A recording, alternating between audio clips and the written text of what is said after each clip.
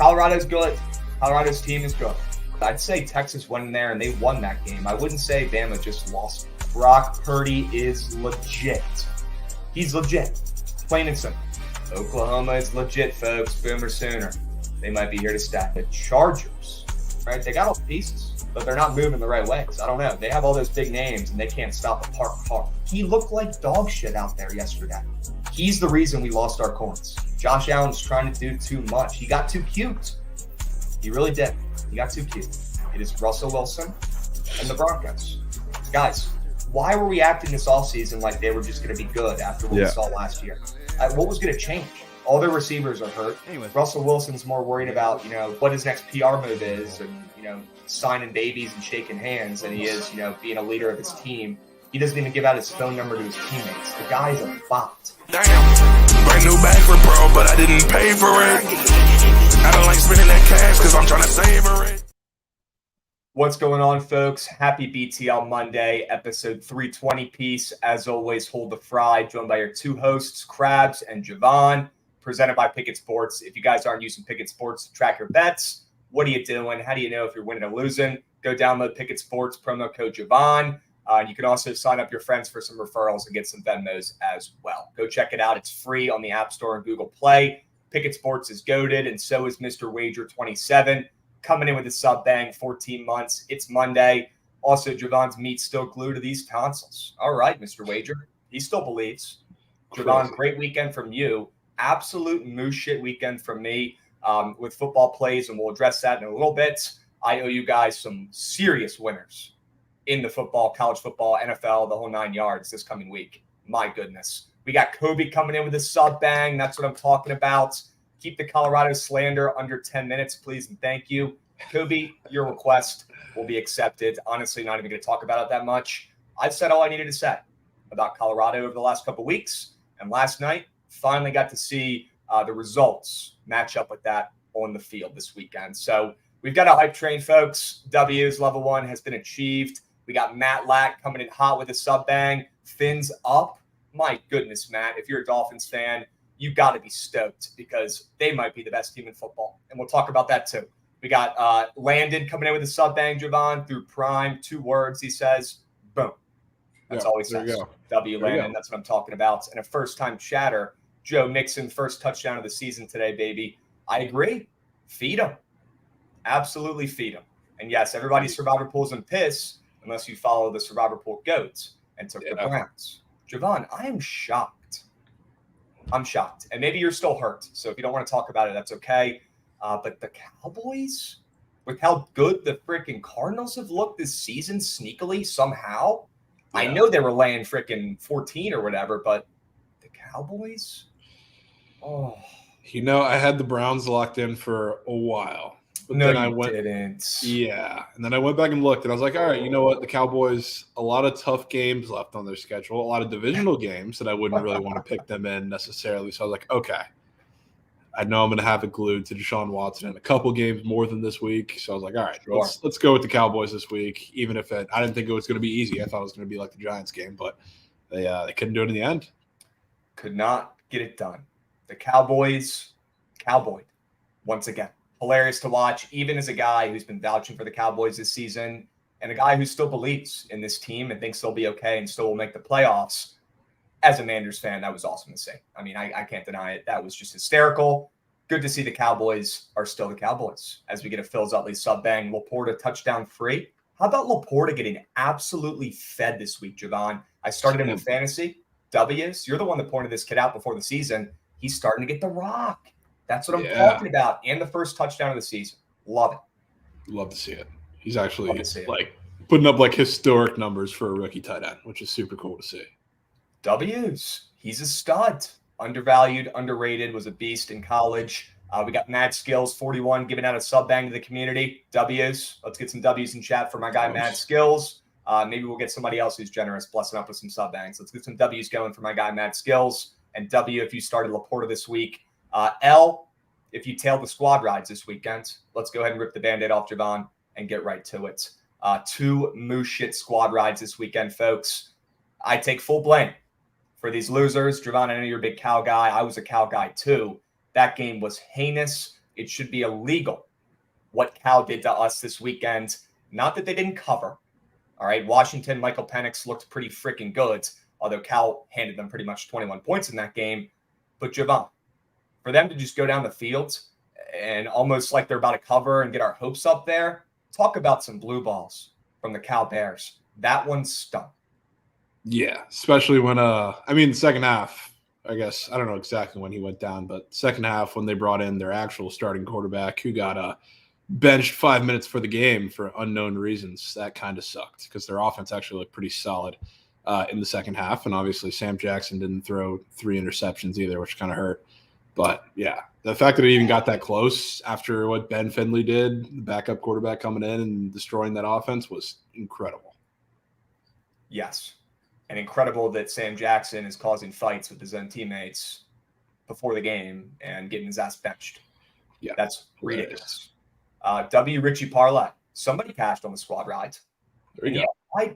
Why did they not start Jackson? Now I'm seeing some more stuff coming out from the Cal Bears media, Javon, about it's an open QB competition. Maybe they'll even start giving this third QB some reps. How do you watch Sam Jackson out there on the field and not put that kid in the game every single play? He is a great question. He was running like Lamar Jackson at points. Honestly, like Kyler Murray is what I would compare him to, like his acceleration. He is so fast. He's so good, dude. He's so good. Out there and just let him figure it out. He's athletic enough where he's going to make plays and keep you in the game. And if you're putting in the other Joe Schmo, Finley, because he's more consistent and reliable and takes care of the ball more, well, that was a crock of shit. because Washington defense absolutely grubbed. Brutal. Looks like Boston Sports Dork cashed on the live W bets, gentlemen. I wish I had plus 30.5 as well, but I didn't. Yep. Would have been nice. Yeah. And then we had the Raiders last night, Javon. I don't know if I've ever seen worse coaching than what I saw from McDaniels last night at the end of that game. I didn't watch the first half. I was still driving back from Philly on W's last night for the PLL wrapping up. I hope you guys checked out that game at 3 p.m. on ABC. And if you didn't, this was a crazy hit that I wanted to show you guys at the game that I saw. Boots on ground, front and center. This kid got lit up. Watch this hit. Oh, my goodness. I mean, Javon, that guy's got a family. And he's getting laid out. He's not even looking. He doesn't even know somebody's coming. Next thing you know, the helmet's off his freaking body. It was like the loudest hit I've ever heard in person. And it was not a clean hit, Chaco. I mean, they called a flag, but absolutely got destroyed. That might have been the hardest hit yesterday, including football. Straight up. Yeah, that was insane. And yeah, that was a Ray Lewis type hit. My goodness. Ray Lewis might be back. W Archers. W Mac O'Keefe. All right, we move. Hope you guys cashed yesterday on that play because the NFL bets really weren't hitting. All right, Javon, let's go back to McDaniels. Can you walk me through why he would even think about considering kicking a field goal there at the end? What are we doing? The Raiders are the only team to attempt a field goal in the last 3 minutes of the fourth quarter when they're down by exactly 8 with less than 5 yards to go for the first down or touchdown. That was the dumbest coaching I have ever witnessed. And Javon, he almost got away with it. People forget they tried to kick the field goal from like the 25, and they got blessed with a flag. And then they go down to the 5-yard line. They get all the way there. They burn off another minute and a half of the clock. And everyone's like, all right, here comes the game. They're going to go for it here. This is it. And they pull out the field goal unit. Javon, even if they don't make that field goal, or even if if they go for it like they're supposed to, and they don't get it, the Steelers have the ball in the their own 10, and it's going to be way harder for them to get a first down at that part of the field than if they kick the field goal here and give them the ball on the other side of the field. I don't understand how they don't go for it.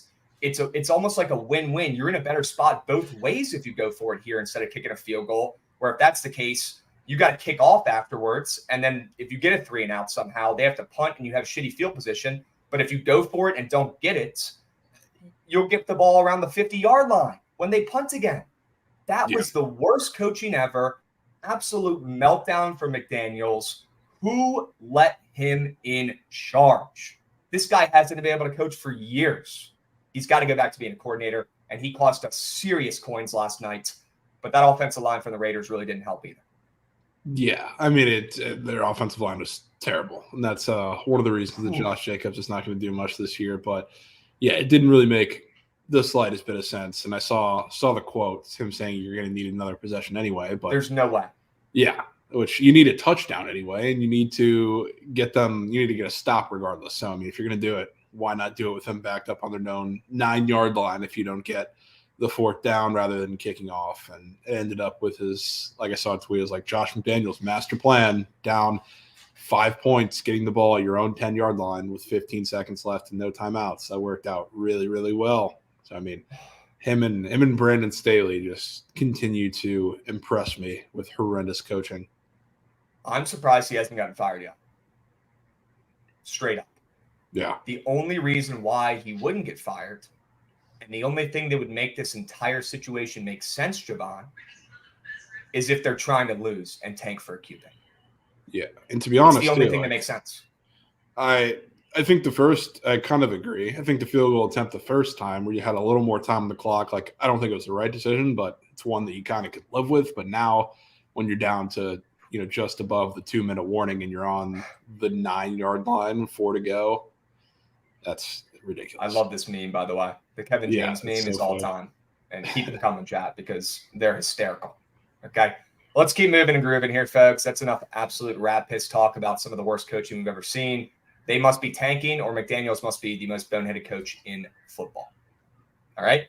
Javon, we also had a 5 guys entry. 5 guys, 5-piece on Prize Picks. It got us to Sunday Night Football. It was always Kenny Pickett yards. It was never the completions. But you know what, Javon? This was much better than our first try in week 1. And we will take a 4 out of 5, 2Xer to get our coins back and then some, chat. And we'll run it back again this coming weekend and hopefully go 5 for 5 and see a full green bean. That's the goal. Yeah. Yep. You hate to see it. Not getting a full cash, but a unit pays. A unit pays, a unit plays, folks. All right, next week we're going 5 for 5. Ron Muck's Clan, a tale as old as time, death taxes, and Ron Muck's Clan coming in, giving out a sub bank to the community. Chat, let's get some W's for Ron. He's an absolute goat. He's in here every day.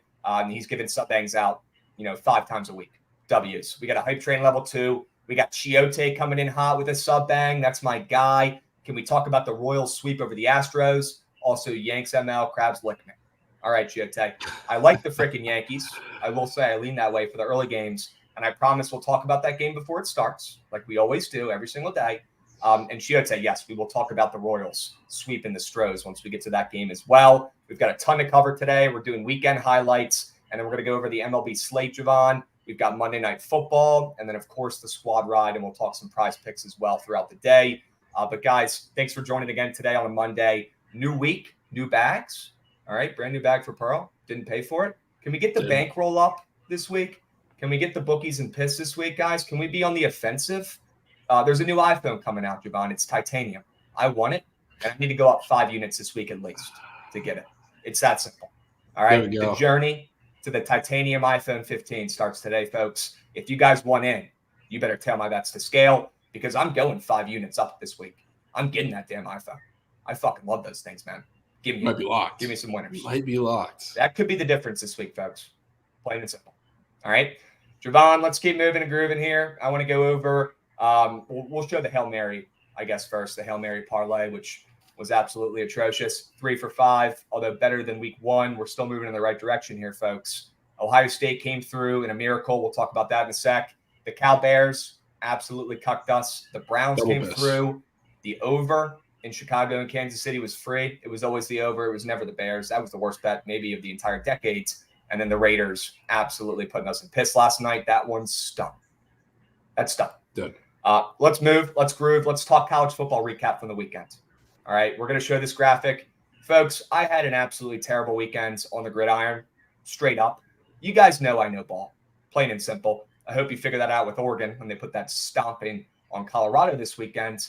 But, Javon, I'm going to have to pick it up this week. You carried them in both college football and NFL. Green in college, green in NFL. Talk about some of these plays and talk about the car flipped POD, which was never in doubt in Louisville, Boston College. If those guys are flipping cars, they're scoring points. That was the easiest, freest, most simple narrative play of the weekend, Javon. Great catch. That was probably the best bet of the weekend. I hated to see it. Hated to see it come at the expense of BC. Not that I really thought they were going to win anyway, but yeah, that was ridiculous. Louisville absolutely demolished them from kick to finish that game. I don't know if they're flipping cars, and that was the reason that their offense could put up that many points against a terrible defense, but definitely didn't hurt. Definitely did not. We cannot confirm that it didn't help, right? That's fair. Can't confirm that it did not help, so we're going to stick with it. As we get Ball at 22 coming in with a sub bang, Bucs boy coming in with a sub bang, hype train level 4, folks. Keep the sub bangs coming. Keep them flowing. Keep the donations going, folks. Vibes are up today on Monday. You guys know we're smacking bets for Monday Night Football tonight.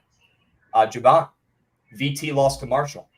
This is a new low for this program, and we're going to talk about this for 30 seconds. Let me get a Hokies 30-second shot clock because I know you guys don't give a hoot about this rat shit sports program. But this is a tweet from a guy who's in my fraternity who's a little older who covers VT sports. This is pretty much how it is right here. I mean, Virginia Tech's fall from grace should probably be studied in some sort of sports schools because they are atrocious and they just lost to Marshall for the first time since World War II. What are we doing, man? God, it's kind of tough. I will say, I mean, I'm definitely very biased because I have, from last year, I kind of love Marshall, but they're kind of good. So like, it's not a horrendous loss for a VT, even though their season is pretty horrendous to this point. But Marshall's got some dogs. Rasheen Ali's a dog, even though they did make 100%. They made Cam Fancher look like Tom Brady, and he is very clearly not. But VT +3 this weekend with Pitt coming in hot. Huh? Are they coming in hot? I don't think that's a play. Do not take that team this season. The Hokies are starting all freshmen. That's why they're sucking. And they have a good recruiting class coming in next year, folks. I still believe, but right now, please do not put them in your bet slips. They don't deserve it. And yes, Ali's a stud, and he had about 200 yards, just like you predicted, Javon. Great call. The Hokies are atrocious. Yeah. They stink. It's just the fact of a school like Marshall beating a football program like Virginia Tech. All that nostalgia, all that history. Every time a loss like this happens, you lose a little bit of that mojo. You lose a little bit of that credibility, I guess you could say, as a football program. The Hokies continue to slide. You can't be losing to Marshall, man. Yeah. Shout out Marshall, though. I know DeGen. I didn't run it back with Marshall this season, even though I definitely thought about it. Yeah. But they came through last year, bro. Good. Cash cow. Sure. Yeah. I'm going to look forward to betting them the next couple of weeks. Sure. 100%. Are they gonna run it up in the Sun Belt? You like their chances? Okay. Yeah, I mean it's a pretty stacked conference, I say, at least paritable conference, but they're good. Yeah, it is for real across the board, 100%. 100%. Let's keep moving and grooving, Javon. We got a lot to cover before MLB starts up. Notre Dame's defensive coordinator should probably be fired. I mean, how do you let 10 guys on the field, 2 consecutive plays? I know Marcus Freeman's saying we didn't want to put the other guy on the field, didn't want to risk a penalty or flag. Okay, if you get a penalty or flag, they move them a half yard more forward, and at least you have 11 guys on the fucking field. I don't understand it. How does that happen twice in a row in the biggest moment when you're playing at home? That was the most Notre Dame melt I've ever seen. Rude. Yeah, and I mean, that wasn't even the worst part, in my opinion. It was the play before that got them down there on the goal line, or not directly before that, but the long pass that took them down to the goal line where they're playing really far off coverage. They're like 10 yards off of every receiver. I didn't understand that play calling from a coverage perspective. So that was super confusing to me. And then, I mean, not just this personnel on the field with you missing a guy, but yes, that's what I was just about to say. I don't know how we're not stacking the line, knowing that you have Kyle McCord, a quarterback who, I mean, even in this game was not very impressive despite him getting them down there. What do you think they're going to do last play of the game? The reason they threw in the last down is so they could have another down to run the ball if they needed to. So I don't know why we're rushing 3, even if we're short a guy. I don't know why linebackers are not playing up further on the line. I don't understand any part of it. Yeah, coaching. Marcus Freeman, that stock still has not come up for me. It really hasn't. He's got to show me something. It's come up. Okay. Well, didn't they lose to Marshall last year? So I guess it has come up since then. It has. Yeah, I mean, it came up in that season alone. Because, I mean, second half of the season, they were really, really good. And I still think they were good. To be honest with you, after watching this game, I still think Notre Dame is better than Ohio State. Okay. I think that's the takeaway there to me. I think both teams are a little overrated. And I will not be betting on any of these teams to win anything when it matters. That's fair. I think Notre Dame just got to get better in the red zone, especially. Sam Hartman's got to step up a little bit. Yeah, and I mean, again, take away from this game on the other side, Kyle McCord is not winning Ohio State anything. No, he's not. No, he is not. He did clutch up at the end for them, but no, he's not. I'm with you. Pros Fat Koala gifting a sub bang to Trent Supergoats. Trent Supergoats. You better say a thank you to Pros Fat Koala. Javon, Notre Dame, disappointing. I know you and me are both closet fans. That one hurts, but Ohio State, we did get a legacy push because they did kick the field goal. When the game was already over, I thought it was freaking caked, but we'll take a push then. 100%. Yep. How about Clemson, Javon? They stink. They stink. I mean, they can't even get water bottles out of the kid's freaking face mask, let alone win a game at home. Has Dabo Swinney lost it? This team stinks. Kind of. I will say the problem with this team is he can't get out of his own way. Like, I don't doubt his abilities as a coach, but he brings in, like we talked about after the Duke game, and I think it's still the same. He brought in Garrett Riley, yet he is still very clearly having fingerprints all over this offense, which is why I think Cade Klubnik has never really gotten into a rhythm this season. He did look better, like in spurts in this game, I guess you could say. He was pretty accurate and consistent because they were giving him a little easier kind of check down passes to get him settled in. But overall, like I watch TCU's offense and I watch everything Garrett Riley tries to do with that team and in the scheme. He's not letting him get to his full potential as a play caller with this offense. And until they do, like, this offense and this team is very clearly not going anywhere. So Yeah. Dabo's gotta do it. Here's what I don't understand. How does a school like that willingly not bring in any transfers? Not even one. You don't think anybody would want to transfer to Clemson to play there after they struggled a little bit last year and still have that rep and that program and those facilities and that history recently, at least, to being one of the best teams in football? That doesn't make a lick of sense. That's Dabo being stubborn, trying to be different and getting in his own fucking way once again.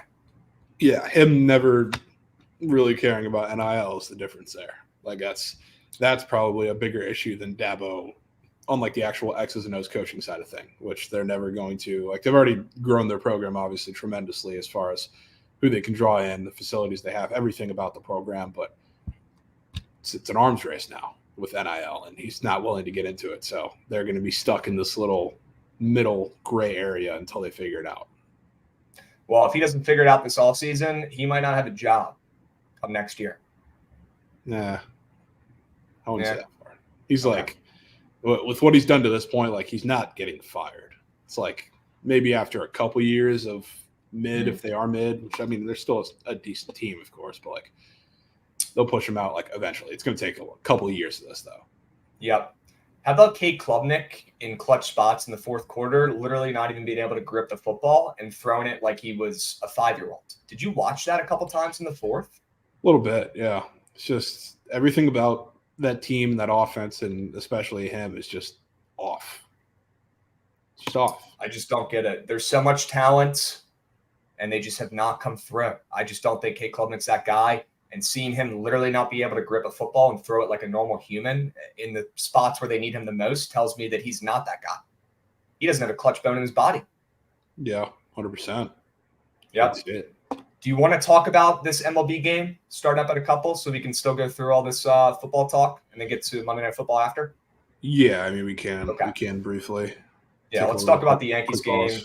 Sure. What do you like in this one? I'm seeing Arizona, maybe a 10-cent line move towards them on the ML. Nothing crazy. Still a short line, I'd say, between a playoff team and the Yankees who are dead. Javon, are you putting your hard-earned coins on the Bronx tonight or this afternoon? The game starts up in 5 minutes. Not taking them. I'm going to stay off, Okay. but it's 100% the lead in this game. Merritt Kelly has been absolutely fantastic as of late, and he, I don't know, he matches up decently against the Yankees. He matches up decently against a lot of teams, but seeing them only minus 120 in the spot against Clark Schmidt, who's looked more than human over the past, really second half of the season. He's gotten a little better since the beginning of the season, but second half of the season, he hasn't been a world beater. And again, there's the big lefty split thing where you're going to see a lot of powerful righties. And you're, of course, going to see Ketel Marte and Corbin Carroll are really the only lefties that have been in the D-backs lineup that have been consistently doing damage. And now it's going to be a lot of righties. So Clark Schmidt, I think, can pitch pretty well. We have a 7 total, so I assume that he pitches pretty well. And I think the Yanks squeak out a close one. Yep. If I didn't try to get cute and bet the Cardinals last week in a very similar spot, I'd probably be on the Yankees today. But since they're eliminated and since I hate their guts, I'm going to stay off, just a lean for me. But I definitely lean the Yanks, Javon, on the ML. And I think I like the under as well. I think it'll be a low-scoring battle. People are saying this game might get delayed in chat as well. As we get 5 sub-bangs, a 5U whale from my guy Ty Pacino, Baltimore legend, sure. Hope you're recovering from that Ravens game last night. That was brutal, Ty. But don't you worry. The Ravens will be back, and I still like what they're doing overall with that new OC. I wouldn't worry just yet, my man. You guys will be okay, especially if the Bengals end up 0-3 after the games tonight. We'll talk about that in a minute. Right is wrong coming in with a sub-bang. Go Steelers. At least you cashed last night. Right is wrong. W's, token picks, giving out sub-bangs left and right. He just gave out a 3-piece. Hold the fry. Let's go, folks. You guys are being team players today, giving out sub-bangs. Let's have a Monday. Let's find some winners. Ravens are just driving down that share price for the Super Bowl. Yeah, DeGen, you're right. That's all they're doing, man. That's all they're doing. And Ty, I'm with you, bro. And he was on the Colts. Yeah, he's sharp. He gets it. Yeah, he might know ball. He does know ball. All right, great bets. W's, we move. Javon, Yankees, under. Any prize pick squares for the people? Nah, nothing in that game. Nothing in that nasty game? Okay. Yeah. All right. Straight. Chad, if you need some day game action, maybe just sprinkle a half U on the Yankees ML. They're still eliminated. That's a really gross spot. We do think they come through, though, here at home. Maybe Judge will hit a nuke. Probably will. Maybe he'll hit 3 again. Yeah, maybe he will. And then maybe my season-long Meg will not even 2X anymore. Great. All right, let's get back to football real quick, folks. We got plenty of time today. We're going to recap the NFL here after we talk about Colorado getting humbled. Javon, what were your thoughts on Colorado? Also, the Broncos are absolutely atrocious, and the Dolphins might win the Super Bowl, but we'll get to that too. The Bucs. They did what we expected. They did what we've been saying. If we sat up here for the next 20 minutes and talked about how Chat was a fool for believing, we would look like bozos. Okay, Javon? They only did what we expected them to do. Nothing more, nothing less. That's exactly what we thought Oregon was going to go and take care of business and put up an absolute offensive showcase in that matchup against a very, very overrated Colorado team and a defense that's really just not there yet. And I will say, guys, Colorado and Deion Sanders are going to get every gosh darn recruit in the country next year, and that team will be even better next season. And that's, it doesn't even matter if they lose every single game the rest of the year. It doesn't matter.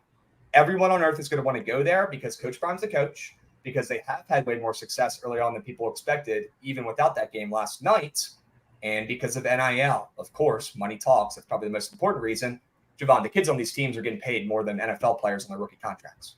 Yeah, it looks like we got a 10U sub bang too from 444 again. Ties locked. You must have cashed on the Colts last night, bro. Let's freaking go, Chat. Yeah, they had the Let's ML. Go, Chat.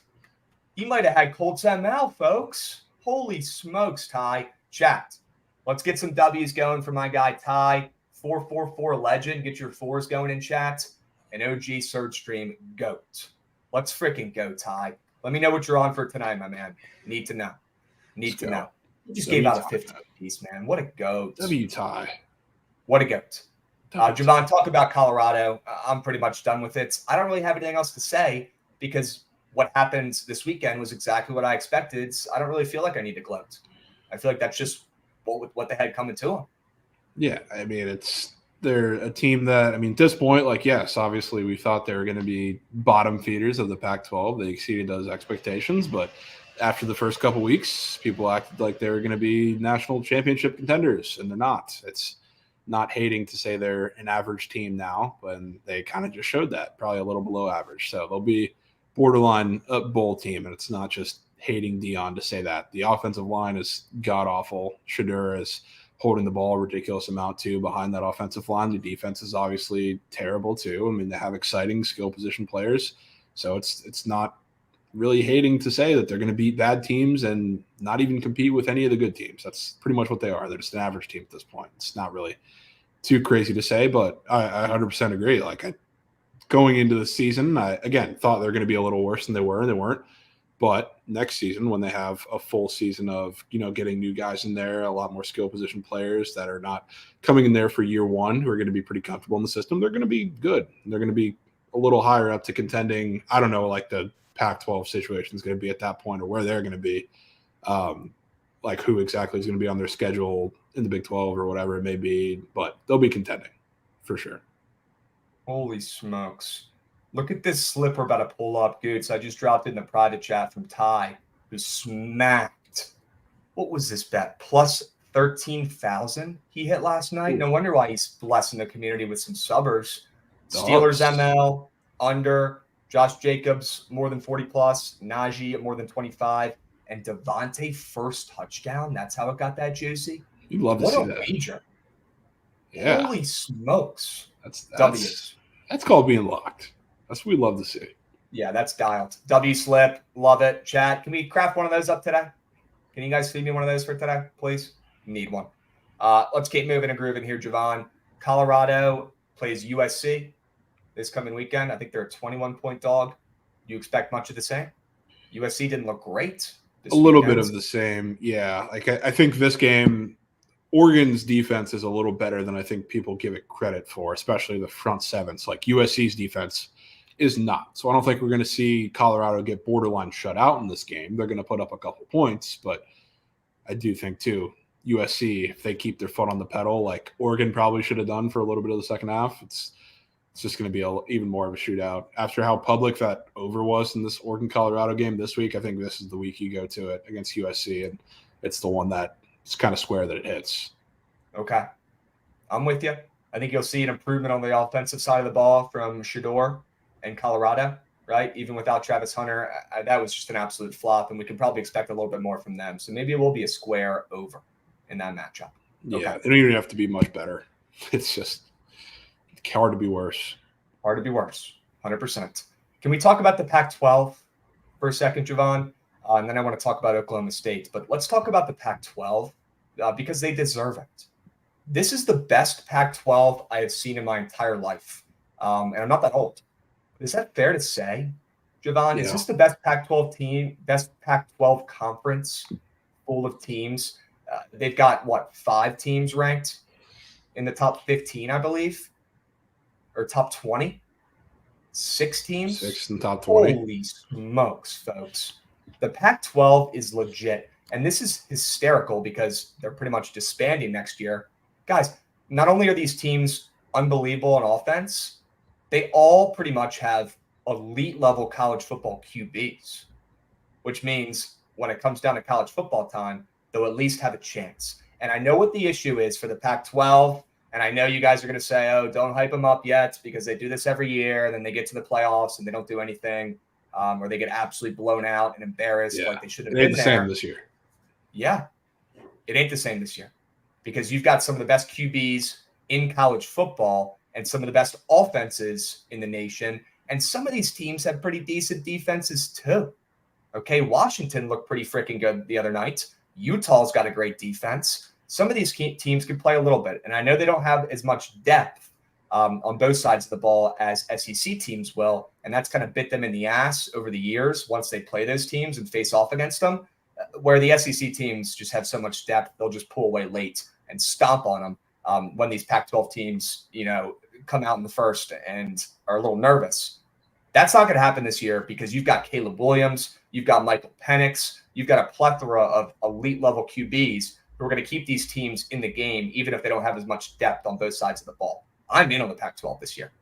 Oh, there is going to come a time, obviously, in the season, a couple of weeks, I guess, where somebody said they're going to destroy each other. This conference is going to kind of beat up on itself. So it's going to be super entertaining to see. I'm interested to see who comes out on top. Obviously, I think these two and Oregon are the pretty clear, upper class there. But you got a lot of teams like Utah. I think people are still sleeping on a little bit because their defense is fantastic, which, side note from that game, I'm very excited we can stop acting like Colorado is very good, but also UCLA is horrendous. I'm very tired of them being in any conversation and they can't score against anybody. They suck. Dante Moore sucks. The run game is mid. Carson Steele is not much of an improvement from anything to add. Utah's defense, especially at home, is dominant. So they're doing all this without Cam Rising. It's pretty impressive to see. So against a lot of these teams, I'm interested to see how they compete and if Cam Rising comes back and is really a jump start for that team, which I really think he's going to be. Washington State, all the talk is about Michael Penix and Caleb Williams. Cam Ward has honestly been the most impressive quarterback above expectation for me when it comes to this conference. He's playing absolutely amazing football. So, again, teams that are going into Pullman are not going to find their way out of it very easily. But this is going to be one of the most entertaining conferences to watch, I think, we've seen in a while, even including the couple years of SEC. This reminds me of not last year, I guess the year before that, of Big 12 basketball, when there was just blow after blow of a lot of these teams that you just can't find holes in. Yeah, I'm in. Chat, please enjoy the Pac-12 this season. Please get as many late night nukes, as many, weirds. You're boozing up with your roommates. You're staying up too late. You're locking in live wagers, watching some Pac-12 football at midnight. Guys, it's not going to last. This is the last year where we're getting elite schools, elite teams who are playing late night from this conference. Enjoy it, okay? Because it's not going to last forever. And Javon, people are asking for some early college football playoff projections here, little predictions of who we think is going to make it. I'll go ahead and go over mine real quick, and then I'm very curious to hear yours. I definitely think a team from the Pac-12 is going this year. And maybe even they'll make some noise and finally come through for the first time ever. But obviously, Georgia's got to be in there. Michigan has also been taking care of business. I'll put them in there too. Florida State, after a big-time win, I'll put them in there as well. And then I'm probably going to go Washington. I think Washington might be the most complete team right now in the nation. We need to see them play better teams, but they have been destroying people. And if you watch them play, it's been extremely impressive. Jovan, it's the closest to watching almost like an NFL team play high school teams or play college teams that I've ever seen. And I know they haven't played great teams yet, but my goodness, that Washington team with Penix running the show, they could beat anybody. They can. And I will say, as impressive as their front seven looks, the one concern is that they honestly, out of all the top teams, they might have the worst group of the secondary, which is kind of concerning. But yeah, I think it's them out of the Pac-12 right now. They've been the most complete team. And then also they have, I believe, Washington State. I know USC is on the road, but Washington State, Oregon, maybe Utah. They have a lot of the bigger games at home. Yeah, those 3 games are all at home, which is a massive advantage for them. And yeah, that game's going to be incredible. I don't think anybody is making it out of the Pac-12 undefeated. I think it's going to be 2 one-loss teams, maybe a 2-loss team in the Pac-12 championship to see who gets in, which it's not as strong as kind of an upper class of college football this year. So maybe a 2-loss team sneaks in, depending on the scheduling and depending on the other teams. But yeah, I think it's them. They've been ridiculously impressive. Yep. I'd also say Oregon deserves their flowers because Bo Nix is legit. Him in this Oregon offense is 100 times better than whoever was calling the shots down there in Auburn with him. That shit didn't work. Whatever he's doing at Oregon, he needs to keep doing the exact same routine every single day because Bo Nix is on the way to a Heisman, folks. Don't sleep on him. Yeah, he could win. Can't sleep on him. And Oregon could freaking sneak in, and they with that offense and those receivers, whoo, and that D line, which is pretty good. And whoever number 5 is, their corner who was playing against Colorado. Put him in the NFL right now. Put him on the Manders. He's ready to roll. Oregon's legit, folks. All right. Yeah. Watch out for the Pac-12 this season. They are gold. So out of the Pac-12, it's definitely Washington, and we'll see if we can get 2 teams in. But yeah, it's kind of tough with the rest of the field. I mean, Georgia's hasn't really been that impressive, but they're going to be in because nobody's going to beat them because they play DoorDash drivers every single week. Honestly, Texas, they have a tough game the next 2 weeks against Kansas and Oklahoma. Even if they were to lose one of those games, the rest of the Big 12 is just so mid that they might just find themselves in, and that might be their only loss of the season if they have one. So, I mean, the rest, we'll see how it plays out, but it's going to be interesting. Interested to see how the Big 10 shakes out because, I don't think Ohio State's that good. I don't think Michigan is as good as people think they are either. It's just going to it'll be a moose fest. And, yeah, Oregon might as well. Honestly, Virginia Tech probably can replace the Bears at this point. Dude, no, that's where we draw the line. Okay, the Hokies aren't – the Hokies – I don't even know what I would do if that game happens. I think people would get seriously hurt. They wouldn't even be able to finish that game. My goodness. Auto Gelato coming in hot with a sub-bang. W's. You're a beast. I appreciate you. Javon, you want to talk some NFL real quick? We got some time today. No surge stream, so if we need to run over a little bit late, folks, we can. I promise we'll cover all the MLB games. I promise we'll cover Monday Night Football. And I promise we're going to give out 5 great plays for the squad ride later that you guys are going to vote on, and we're going to cash tonight. I am so fucking excited to cash a big old bet tonight with you guys. I'm ready. I hope you guys are ready too. I hope you guys have a winner for us in store, and I hope you click the right buttons. But we'll get to that at the end. Javon, the NFL this weekend, the one team that deserves a shout-out first, the Miami Dolphins. The Miami Dolphins and Tua, even without Waddle in that last game, that was insane. A 70 burger. And they weren't playing against the Manders. They weren't playing against the Cardinals. They're playing against Denver and Sean Payton. And I'm not saying Denver's good. Clearly they're not with how that game went last night. But they just did that against Pat Surtain. They did that against the freaking Broncos. And that defensive-minded team. Are you kidding me? A 70 burger. I haven't seen a team score 70 points, I don't think ever. I'm pretty sure the record's 73. Tyreek Hill is a monster. He might have 2,000 yards this season, and he said he will. And that's crazy that's even realistic at this point, Javon. I need to stop taking his less than half a touchdowns because those just don't hit. Is this the best team in the NFL right now? And if they stay healthy, do they have a legitimate chance to go to a bowl? 100%. Yeah. Again, we've been talking about the only thing that is holding back the Dolphins, or at least that made people a little hesitant to back the Dolphins in the season is Tua and his health. And regardless of whether you think that's going to end up coming back to bite them in the ass later in the season or not, or if he does get hurt, obviously we're not rooting for it. The ceiling for this team, this offense, is the highest in the NFL. It's absolutely ridiculous. And what they did yesterday, even though the Broncos defense is, I think, very different than past years. They used to be a pretty dominant front. Now they have looked terrible this season. Putting up a 70 burger against any team. You can put up 70 against a college team, and it would still be very impressive. So what they're doing right now is absolutely absurd. It's insane. It's fun to watch. McDaniel is a freaking genius. Those running backs are fast. They got Mostert and Arcane, who had legacy days yesterday. Tyreek Hill's a freaking stud. Tua's stat line at halftime, I'm pretty sure he was perfect at the half, or damn near perfect. This team is unbelievable. I love their coach, and even their defense is good enough. Maybe not good enough to win them a Super Bowl, but good enough where they have a chance if Tua can stay healthy. That's obviously the biggest if, because he has glass bones. He's literally the dude from SpongeBob who yells my leg every episode. That's Tua. But right now he's healthy. I'm not hearing any yelling. Okay? I'm just seeing Tua throw touchdowns, Javon. And he looks not just Tua. good.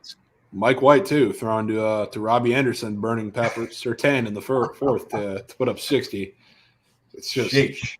it's ridiculous. Absolutely ridiculous. And 2-0 D-backs. And GG. And that's why we don't bet on the Yankees and bet on teams who are eliminated, like the Cardinals last week. Stay. God damn it. Yeah, that's why we stay off. A lot of ball game. Lot of ball game. Javon, Sam Howell. Do we need to talk about him? We need to at least show this pick. Maybe the worst game of the season from any player in the NFL from Sam Howell. That was embarrassing. 4 interceptions. I know it's against the Bills. All that hype this week, including from myself, but from pretty much everyone, hyping up Sam Howell and hyping up the Manders. We did what we always do, and we shit the bed. That sucked. Oh. Yeah. But in his defense, he played an absolutely horrendous game. But I think Next Gen Stats tweeted this. I probably should have put this in so we could put it up. But he had the second highest pressure rate. Yep. In the last 30 years or something crazy since they started tracking this stuff. So not to say he didn't have a terrible game himself, but I mean it was more impressive to me from the Bills defense perspective what they were able to do. It was just a disastrous situation for the Commanders. But I do still think he's going to be fine and they're going to be fine, especially against kind of softer matchups, maybe a couple in division little sneaky dubs there, especially against the Giants, and maybe one against one of the better teams. So I still believe. Little reminder, though, for the NFC East, does not matter how good or bad the teams are. They all beat each other, and they pretty much all split 1-1. There it is. It literally doesn't even matter. That Bills, those stats are absurd. Oh, my God. Ed Oliver had the game of his career. 7 QB pressures? That might be a record. Yeah. It was ridiculous. But again, I will say, despite all of that, and obviously the turnovers were the knife in the neck for the end of those drives, but it's not like they were incapable of moving the ball.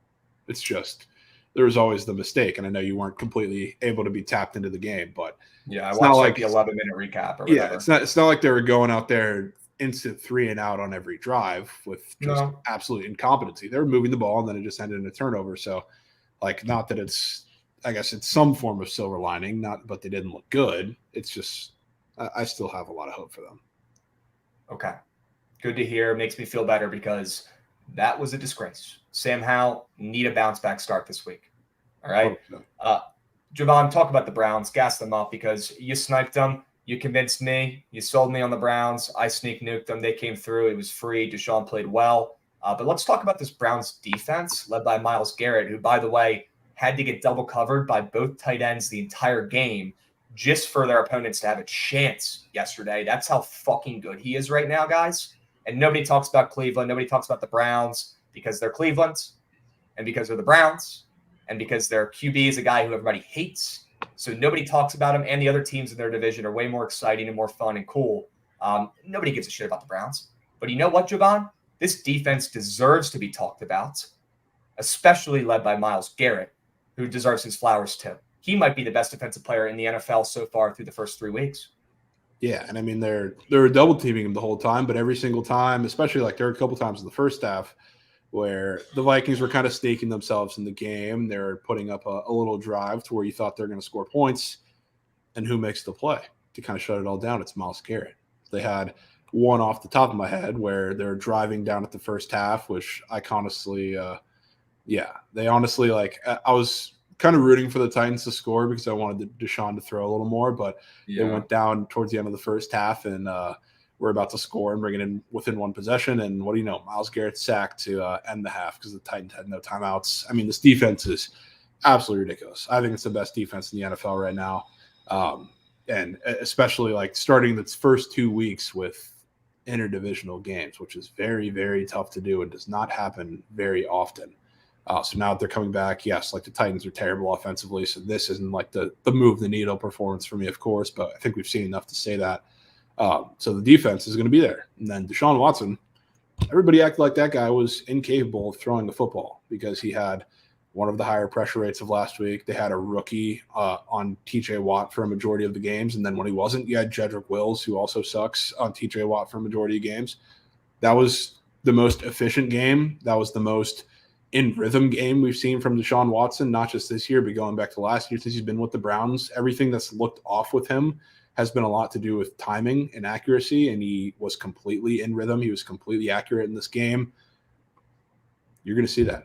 And this is the start of the bounce back, which, again, I think a lot of his performance didn't have to just do with pressure in the O-line the first 2 games. And for week 1 against the Bengals, they're 3 touchdowns up in a monsoon. But he also – this is the first time it looks like he comfortably executed a game plan. So you're going to see this after not playing 2 division opponents to open your season. You're going to start to see this against a lot of the tougher matchups. Even I think they go 49ers-Ravens, which are really tough matchups for him coming up the next couple of weeks.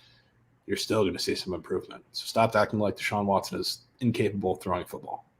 Yep. People act like he has no arms and legs because he's kind of a piece of shit human off the fields. And chat, don't get me wrong. He's a piece of shit off the field. And we both agree with that. And we're not making jokes about it or think that's taken lightly. Okay. But we're keeping it to on the fields and trying to find you guys winners. And the Browns are a sneaky team who nobody wants to invest in or bet because everybody hates their guts. And you guys should be targeting them too. Okay. Deshaun Watson, somebody get Javon a freaking jersey. Could somebody get him a jersey? I don't know if I want to wear that jersey, but maybe I'll get a Amari Cooper jersey and just say it's related. I already have a Wander Franco jersey rusting in the back of the house. I don't need another one. Yeah, if you got a Wander jersey, which obviously you bought that before all this bullshit, but if you have a Wander jersey in your closet and you had a Deshaun Watson jersey in your closet, people might start asking questions. Maybe just get a Browns t-shirt. Yeah. Okay. Just a little bit. We move. Can we talk about the public getting destroyed this weekend, Javon? I also got destroyed a little bit, which is kind of weird because I always fade the public, so it seems like it was a lose-lose. Javon, the public got destroyed from the Jags, the Ravens, the Cowboys all losing outright. The survivor pools are an absolute piss. I'm in a great spot, luckily, taking the Browns. But how about those 3 teams getting upset? I can't tell you the last time 3 double-digit favorites or near double-digit favorites all lost outright like that in the same week. Yeah, and I guess the one that I love to see the most, obviously not the Cowboys because that was the death of my survivor pool, but the Jags, who we were fading all of this season. And to this point, they haven't looked very good. Trevor Lawrence looks like he looked at the beginning of last season when they were struggling quite a bit. The defense hasn't been impressive, which, to be honest with you, really wasn't impressive for their little run last year. It was a lot of the offense kind of carrying to that point, and they look bad. But I'm excited to see that. But on the other side, I mean, C.J. Stroud looks great. That offense looks great. The defense looks improved when they're not forced to be on the field, 90% of the game because Davis Mills and the Texans can't move the ball. Now you have a more efficient offense. Like I said, Stroud looks great. Nico Collins looked great. Dameon Pierce looks great. Everything looks really good, and I'm impressed. At least we got one young Ohio State quarterback doing well in the league because the other one is obviously not doing much. But shout out to only somebody said before the season or even during the preseason when Stroud looked like crap, if only somebody said that he was still going to be the best QB and that Bryce Young stinks. Huh. Yeah. If only I heard that from somebody who was talking about that, who also sports bets. Which And they just go sometimes that are fun. that's a problem too, because I know it's talking about the Panthers, a pretty soft matchup defensively going up against the Seahawks, but you did see Andy Dalton start to come in, and that offense looked efficient. Better. I'm not gonna sit up here and act like the Seahawks defense is anything close to what Bryce Young saw the first 2 weeks, especially the Saints on Monday night, which was the big game where everybody saw him struggle. But it's a little concerning. Say that. Definitely concerning. Let's shout out the squad real quick. People forget. Jared Goff with a rush touchdown in week 3. Chelly cashing his season-long prize pick square of the year. Let's get W's going for Chell. That was an absolute banger, and he had a hilarious video as well on Twitter. Go check out Chelly's page. And W's to Mikey as well, who was boots on ground at LSU on Saturday and got to watch an incredible finish to that game. And the Tigers pulled it out late. They got a W. Yeah, here's Chelly going nuts. Let's freaking go, dude. In the Raiders jersey, too. That's an L, but that's the only L in the video. Yeah. W's Chell. Great freaking pick. Cashing in week 3. Unbelievable. The first one to cash any season-long squares, really. It's good, Chell. 100%. Unbelievable. Oh, he's in here. Here he is. He spawned. Chelly's sneak hanging out in here. What's up, Chell? What's up, Beast? W play, W vid. Good work. And W Mike for the LSU boots on ground weekend. Good to see him get a win there at home. And I'm sure he had a great night afterwards, too. Of course. Always lurking. I didn't know you got up at these hours, man. He's up. He's labbing. He's carrying that momentum from yesterday. Yeah, you had Devontae for his tutty. Yeah. He might no way, too. He knows his team. He knows ball. He might actually be in the lab. Let's fucking go, Chow. W's. Are we concerned yet for Pickett? 2.5, 300+ yard games. Last night should have been one of those games, probably. Should have been, but I don't really care too much. Especially like the games that you're losing are going to be better game scripts. And he's actually over pace. Jahan Dotson is. So I don't know what you're talking about there, buddy. People forget, his square is 50.5. He only has to average. He's not Stephon Diggs, folks. Yeah, he has to average 3 a game, which he only went up because I asked him to go up. He wasn't even going to be on the board. I put him up because he's my guy, and we're going to cash on him. So can you guys relax, slow your roll, and can we get our flowers? Because we deserve it. Yeah. Dottie's doing his thing. All right? Yeah. It's like the Deshaun Watson math. We got a first-time chatter, Javon. This could be Wander Franco's burner because he's asking, do you think Wander Franco ever comes back? First-time chatter, bad intentions, XX. Yeah, no shot. Okay. He will never play in the MLB ever again. We would have heard – I mean, obviously, I'm not in the MLB league office or anything, but I feel like we would have heard something by now if there was a chance that, there were false accusations or it wasn't such a deep investigation like they're doing out there in the DR, which is kind of tough. The fact that we haven't heard anything about it is bad. That's very bad. Yes. Very bad. Okay. Let's keep moving and grooving, folks. Let's talk about the Cowboys real quick before we move to MLB. Chat, we're going to go over the 4 MLB games of the day and go over the playoffs. But, guys, this is actually the Cowboys if they can play the Jets and the Giants every week. They're holding up that damn trophy. Javon, the Cowboys did it again. Just when you start to think the page has been flipped, just when you start to get back on board and say, hey, you know what? Maybe this will be the year the Cowboys actually do something. They lose to the freaking Cardinals as almost double-digit favorites. They might have been double-digit favorites. I forget what they closed at. They were, yeah. But what are we doing? Hilarious as a Manders fan to witness this, but as a guy who's got Super Bowl futures and, to win the NFC futures on the Cowboys. What the fuck, dude? What was that? Yeah, I really couldn't tell you. I mean, their defense looked like Swiss cheese. I mean, they had James Conner looking like he was prime Barry Sanders against them for parts of that game. Dak did not look very good, even like the pick aside. The pick aside was a terrible throw. He really didn't look in command of that offense for the entire game. It was just nothing really happened. Is it a sleepy spot on the road for a team in a game that they kind of think they should win? Yeah, maybe a little look-ahead spot there to more important games, but that's a concerning game for sure from the Cowboys. Yes. They will bounce back. They'll be okay. I mean, talk about a letdown spot. Talk about getting caught sleeping. That was the perfect spot to bet the Cardinals on or at home with the Cowboys on the roads, and I am very upset with myself that I let it slide. it was always the Cardinals with the points. That was the heavy dog of the weekend, not the Bears. And the Cowboys have been eliminated from the playoffs, I bet. Okay. Well, luckily for the Manders, we're still up there tied in first until the Eagles win a game. Actually, maybe the Eagles are because they're 2-0, but until the Eagles lose tonight outright, the Manders are still up there tied for first, sure. And by the way, chat, there's no fucking chance that the Eagles lose tonight. And we're going to get to that and talk about that plenty as well.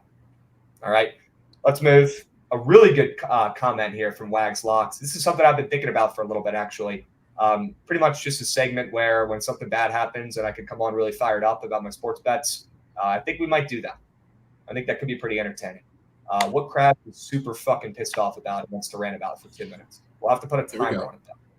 We'll need a timer because I could talk about the whole hour and 30 about what I'm pissed off about. You kidding me? Let's keep moving, folks. We've got plenty of action on today's slates. Javon, before we dive into the 3 MLB games left, you want to give us a picture of the MLB playoffs? I know people have been less dialed, more focused on NFL, more focused on the PLL championship on Sunday. If you're a guy who's not following baseball as much right now, give them a little rundown of what's going on in the playoff picture. Yeah, so I mean, both the wild card races are pretty entertaining, which is, I guess, for some of the wrong reasons. We talk about the NL. Boiled crabs. Steamed crabs. You got to steam them. Crabs. Cannot be boiled. We got it. W's. Hilarious. That's a legit segment. I love that. Okay, keep that going. We're going to have to start that. But, yeah, so the NL wild card, unfortunately, is probably going to be without the Reds after they blew 3 straight games, including a 9-0 lead against the Pirates on Saturday, which was pretty deflating to see. But it's still going to be a pretty entertaining race to see who gets in. We still have 3 teams that are pretty firmly in the mix between the D-backs, Cubs, and the Marlins. The D-backs are definitely in the driver's seat. But it'll be interesting to see. The Cubs have a tough schedule of teams. I don't know how it's going to be motivation-wise for those teams because the teams are the Braves and the Brewers, but even without it, the Brewers have a pitching staff that can win them any game, and the Braves, even if they trot out their bench, they can still hit 6 home runs against any pitcher.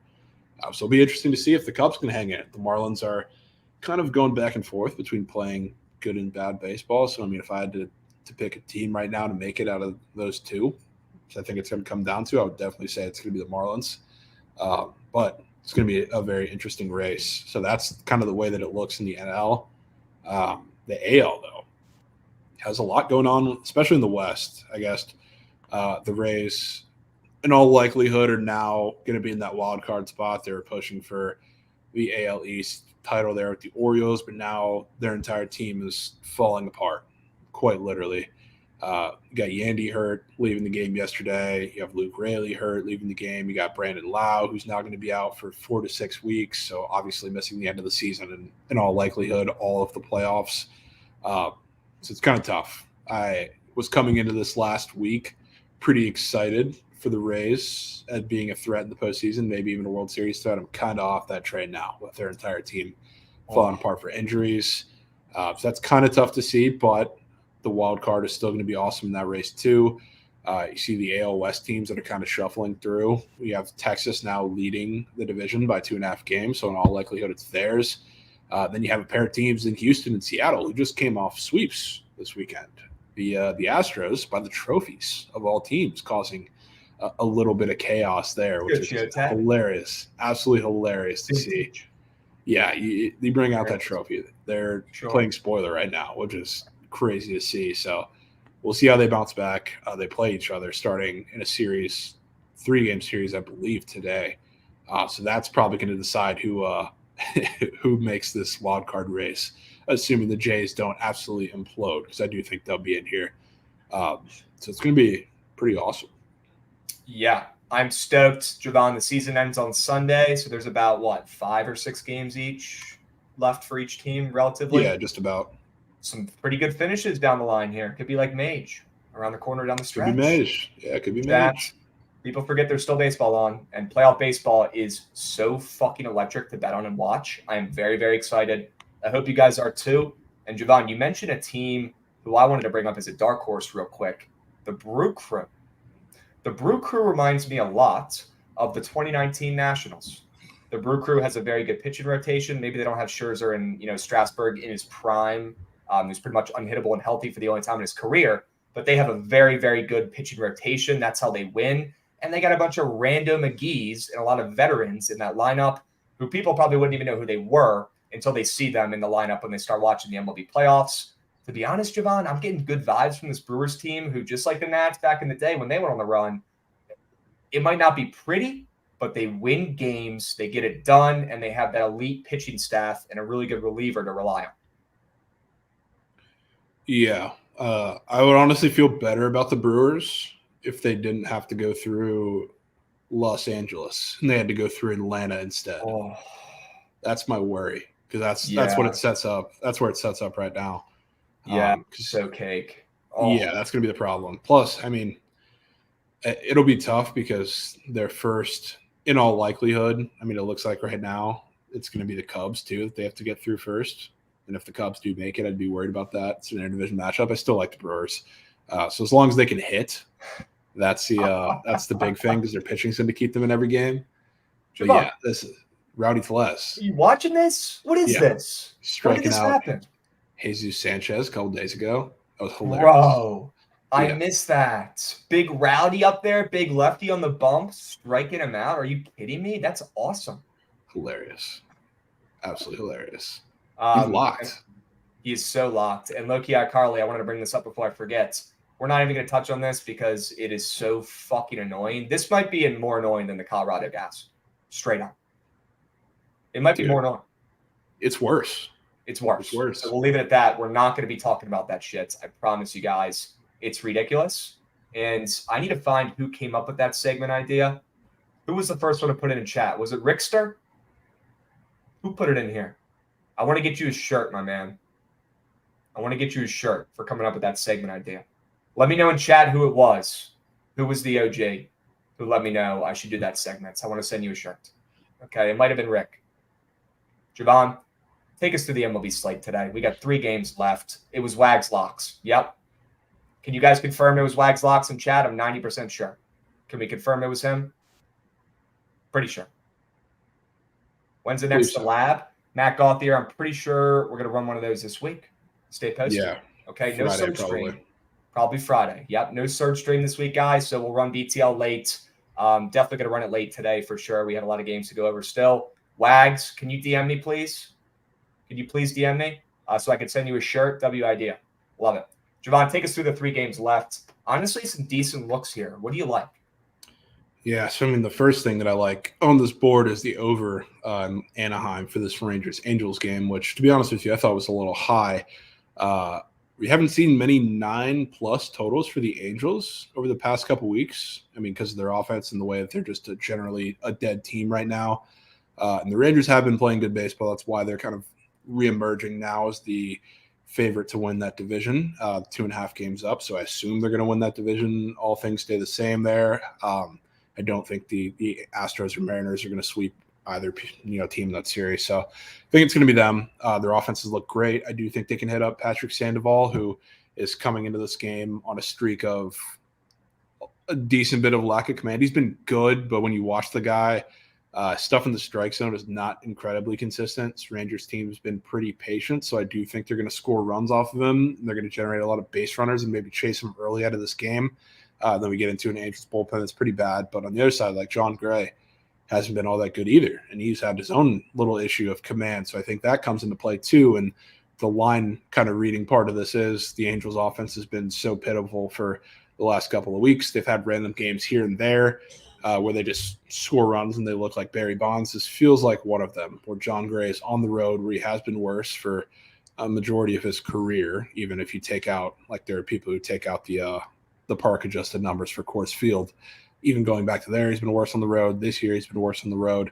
Fastballs, he's going to see a lot of them or give a lot of them to an Angels team where that's the only thing that they can hit. So I think they score 2. I think this is going to be a back and forth game where you get a lot of runs. Okay. Give me the over. I thought that opener was high. I'm with you, Javon. Runs from Mooshit Gray and Mooshit Sandoval.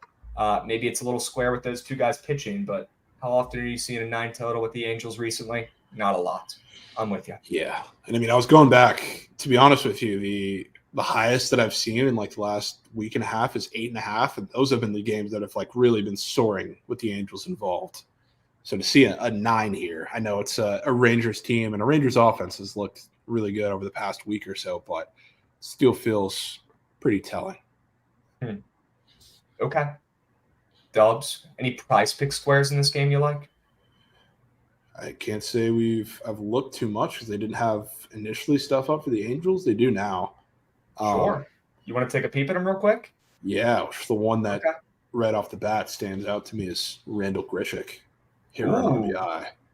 I mean, Okay. that guy, which, complete side note, I have no idea how that guy did not end up claimed on waivers by some team, aka, I mean, the Reds, pertinently, certainly one of them, and they claim Renfroe instead, but that guy's good, and he's been seeing the ball lately, and anytime there's been kind of a big offensive spark for the Angels in a game, he's been a part of that. So I see him up for a hit run RBI, which you haven't seen very many of those from a lot of the Angels hitters lately, because it's a lot like what you see from Jared Walsh and Joe Adell on the board, half a base.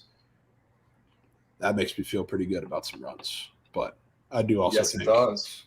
Directly fading Sandoval in some form is not a terrible move too. I wish they had a fantasy score though, because I think he's going to walk a bunch of guys. Good sign they don't have the fantasy score up, right? Probably Could because be, they yeah. today. Okay. Yeah, just might. Dubs. Yeah, they only have his strikeouts and hits allowed, which I wouldn't mind taking, but I think I'd rather go with Randy on that hits, runs, RBIs. I'm with you. Okay.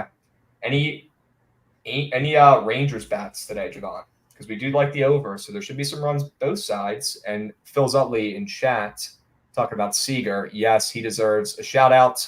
Cashing his hits and missing 30 games this season. Legacies. That's MVP type shit right there. What a season for Corey Seager. My goodness. Absolutely ridiculous. What a year. He's him. He's him. Yeah. I don't love any of these Rangers hitters, to be honest with you, other than maybe a Jonah Heim. I mean, he's been great against lefties all season. He's also up for a hit run RBI. That would be the guy that I would target if he ends up. I don't see a reason for him not to be in the lineup, but that would be my guy here, if anything. I don't really love it, though. I'd rather honestly fade John Gray. Okay. Fading John Gray. How would you do it? It's a great question. Honestly, hits allowed might be the way to do it. Yeah, that's the one that was looking at me funny. I think he gets absolutely roughed up today, not by the long ball. That's not what the Angels do, not with Shohei out of the lineup, with base hits. And I definitely would not mind after a decent start, at least what it looks like on here. If you actually watch the game, Gray is in one of those downward spirals right now. He's like one of the most inconsistent pitchers of baseball. Sometimes he's nails, although we've seen more of him being mid recently. I think we just fade him here and take his more than 4.5 hits allowed. Yeah, down for that. Okay. Dubs. What about Seattle and Houston? You want to take us there? Yeah, we can go there. W's. It's what a Luis Castillo versus Justin Verlander game here, where, I mean, this is an absolute massive series. If I'm going to take an angle here, to be honest with you, I would not just hate squaring up and going with the under. Verlander's been terrible lately, which I guess that makes it not even that much of a square angle, but Verlander's been bad. He's going up against the Mariners lineup that he does match up pretty well against, so I'm willing to back him there. I do think they keep it close. I lead Mariners in this game, though. I think Luis Castillo, especially at home, in a game like this, is going to absolutely deal this Astros offense. They're going to bounce back sometime soon. I don't love fading them directly off of really a couple weeks. They've been pretty bad, but especially this past weekend getting swept by the trophies. So I do think they kind of get right in the series, but I don't know that today's the game. I do think we get a playoff atmosphere type game because this essentially is a playoff series, and we see like a 3-2 Mariners win. Yep. I lean the Mariners with you. I think I like the under in this game better for all the reasons you pretty much did. This is going to feel like a playoff type game. And I mentioned this last week. I think this was last week on BTL, Javon, talking about how the Astros are just missing something. They don't have that normal moxie, that normal mojo. They don't have, the random outburst of crazy come from behind wins. Maybe it's because their team's getting older and they still have a lot of the same guys. I know their rotation has taken a step back since they were the best team in baseball a couple years ago. Even Verlander being back, he has not been the same guy since he's returned to put an Astros uniform back on. Something's a little bit different about the Astros this season. A lot of guys have been hurt. Brantley just came back, I think, recently. Altuve's been in and out of the lineup. They're not the same team I've been watching that finds a way to win, finds a way to get into the playoffs, finds a way to pull off upsets and continue to piss people off because everybody still hates them for cheating, they're not the same guys. Now, Seattle, probably America's team, at least from last year when they ended that, playoff drought. I still feel like, with the Reds, Javon, cover your ears, probably not going to make the playoffs. Seattle's going to be America's favorites. This team has been rooted for all season. They just had the All-Star game there. But I don't like this team one bit. I think they're fraudulent. They just got swept. That kind of proves it as well. When they need wins, when they need clutch moments, they really don't come through. And if you look at that roster besides J-Rod's, I'm not scared of anybody. I think this game will be playoff type. I think both offenses come out nervous like they did in the last series when they both got swept by teams they should have beaten. And I think this game soars under. I think it's literally going to be like 2-1 in this game. Nasty offense. I think Verlander shines and bounces back. And I think Castillo does what he does all season, and that's throw a freaking gem at home. Yeah. I have no disagreements there. W's. I mean, these jokes are just getting old. Like, how many times are people just going to be like, yeah, and let's do the opposite, haha? Like, bro, get on board or get the fuck out of the way, man. We're in this together. How many times are people going to make those jokes? I don't understand. They're not even funny. Trent nuked Snell's case. I almost said he does. He does all the time. Hopefully not. Okay. Let's keep moving and grooving, folks. Javon, any prize pick squares in this game? Maybe backing the pitchers to do well. Maybe fading some offense. And we also got some sub bangs. Hey, fades coming in hot. And Nikki Gord's go Birds. Who dat Mike also coming in with the sub bang. Birds by 1 million. The Eagles fans are out and about. Javon, tell us about the prize pick squares in this game. Any angles? So I'm not going to lie to you. Looking at the board, and I don't know if you want to bring it up here, Goots, but it doesn't exactly scream under. Oh, God. It's kind of a little concerning now that I was just looking at it because they did drop squares. Which Justin Verlander, click on the walk square. That's one that stands out to me. I mean, there's a couple, so we'll go through. Whoa. That's a little concerning. What else do they have for Verlander too? Or I guess the fact they have all the stuff over the Astros in such a low total game is interesting in the first spot. But maybe Jordan run up, which is a little concerning too. Then go to the Mariners. Altuve hits, runs, RBIs isn't typically up either, but am I wrong? That's a better sign for the under. Say that. Okay. It's a better sign for that. Should never hits, huh? Yeah, not usually. Because I mean, he's been so hot to the point where like they've only been able to put it up so many times.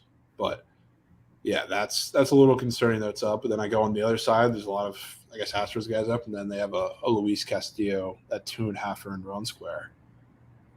After how good he's been recently, and he's at home. Man. And the hits allowed. Gotta be kidding me. You can go to the left there. I already locked in the under. Am I fucked? Yeah, you're fucked, dudes. Cash that out. Call your bookie out. Your text. Blame it on me. Dudes, we're cookie, brother. You're going to need to hedge out of that one. You've got to be kidding me, dude. With this square. That's a concern. Golly. They didn't have any of these squares up an hour ago. Yeah, hey, they did. Scoots. They did not. Dudes, here's what I'm going to need you to do. I'm going to need you to block that book. I'm going to need you to hedge out of that thing. Because there might be 20 runs in this game now. Golly. Maybe that Joker was right. I'm just going to hang him up. Just hang him up, Goods. Yeah, you and SBR walk off in the sunset, brother. Yep. Gonna hang him up. Sounds like a plan.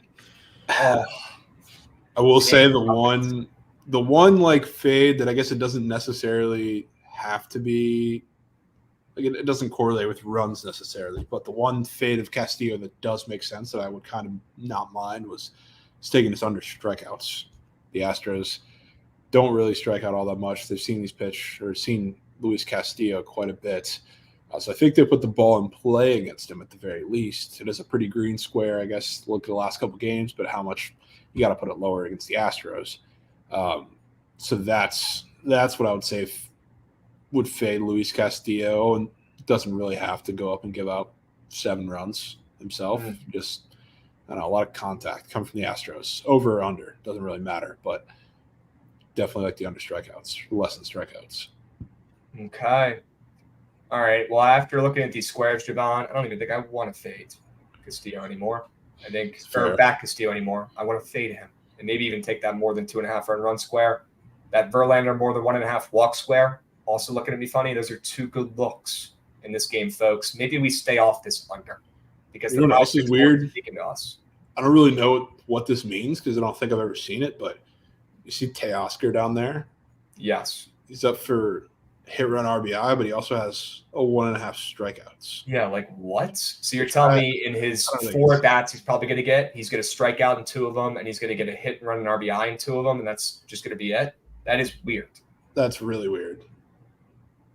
What does that make you want to do? Because I don't know what that makes me think. I don't know. I don't think I've ever seen that. Like I've seen a total bases at half or 1.5 with guys up for strikeouts, but I don't think I've seen a hit run RBI. Maybe he's the one who's going to bring a majority of the runs home for this game. I got to read this one out, man. It's so freaking funny. $39.99 for a 7-day pass for Trails Dub Club, folks. Act fast. Guys, please tell me you don't pay for picks. Please tell me you don't pay for picks. If anybody in here pays for picks, guys, you're watching BTL. We do this shit for free. And Trail's probably going to give out the same play we give out 5 minutes after anyways. All right? Okay, here we go. Teoscar hitting 750 versus Verlander at 4 bats. Okay. Now we're getting somewhere here. That's important. That's important because when these guys, I think you started to point this out, when guys have smaller sample sizes where they're Barry Bonds and they put them up for hit run RBI, just haven't been hitting. So maybe he just strikes out 4 times. Holy smokes. Maybe we go after that strikeout square then, huh? It's possible, yeah. I'm writing it down. W Bad Intentions chat, second time chatter, coming in with some facts. W's. Yeah, W's. Love it. First 10 only though, Crabs. I fuck with the stream heavy. W streamers. W Crabs, I buy your picks though. That doesn't make sense because I don't sell them. Lol, I'm dying. Book it for Charles Club. Unbelievable. Josh, hit a lay and sub up, bro. Come on. It's $5. Or can somebody who cashed this weekend and faded one of my plays bless up my guy Josh with a subby bang, please? Who's a team player? Who's up coins? I want to see. All right. Javon, we got some squares in that game. Teoscar, more than 1.5 hits, runs, RBIs. Castillo, more than 2.5 earned runs. Verlander, more than 1.5 walks. We've got my pitch here in Spanish. Somebody translated it. That's nuts. I've never seen that before in my life. That might be French. I don't know. No, I think that's that looks French. That's French. I took Spanish. That's not Spanish. W. Took me a little bit. It is French. W's. How about that, Javon? We know our language. We're cultured. Let's keep moving. Any squares, any plays in the Blake Snell Cy Young send-off game here? Maybe his last starts. We got Shelly coming in, giving Josh Square to subby. Let's go, Shell. W's. Shelly was up coins yesterday, and he's blessing the community. Shelly, you're a beast, bro. Thank you. We got Cushion Camos coming in, sub-banging. W, gents. A lot of subby bangs today on the Monday. That's how you keep the vibes up. That's how you find the winners. All right, folks? Javon, Blake Snell, Logan Webb, pitcher's duel on paper, right? But people in chat are saying we need to check out that Blake Snell square on Prize Picks. Let's give it a look because I haven't seen it yet. And we got a Wags Locks 5U subby. Holy shit. Let's fucking go, Wags. W Wags. That's my guy. Let's go, Wags.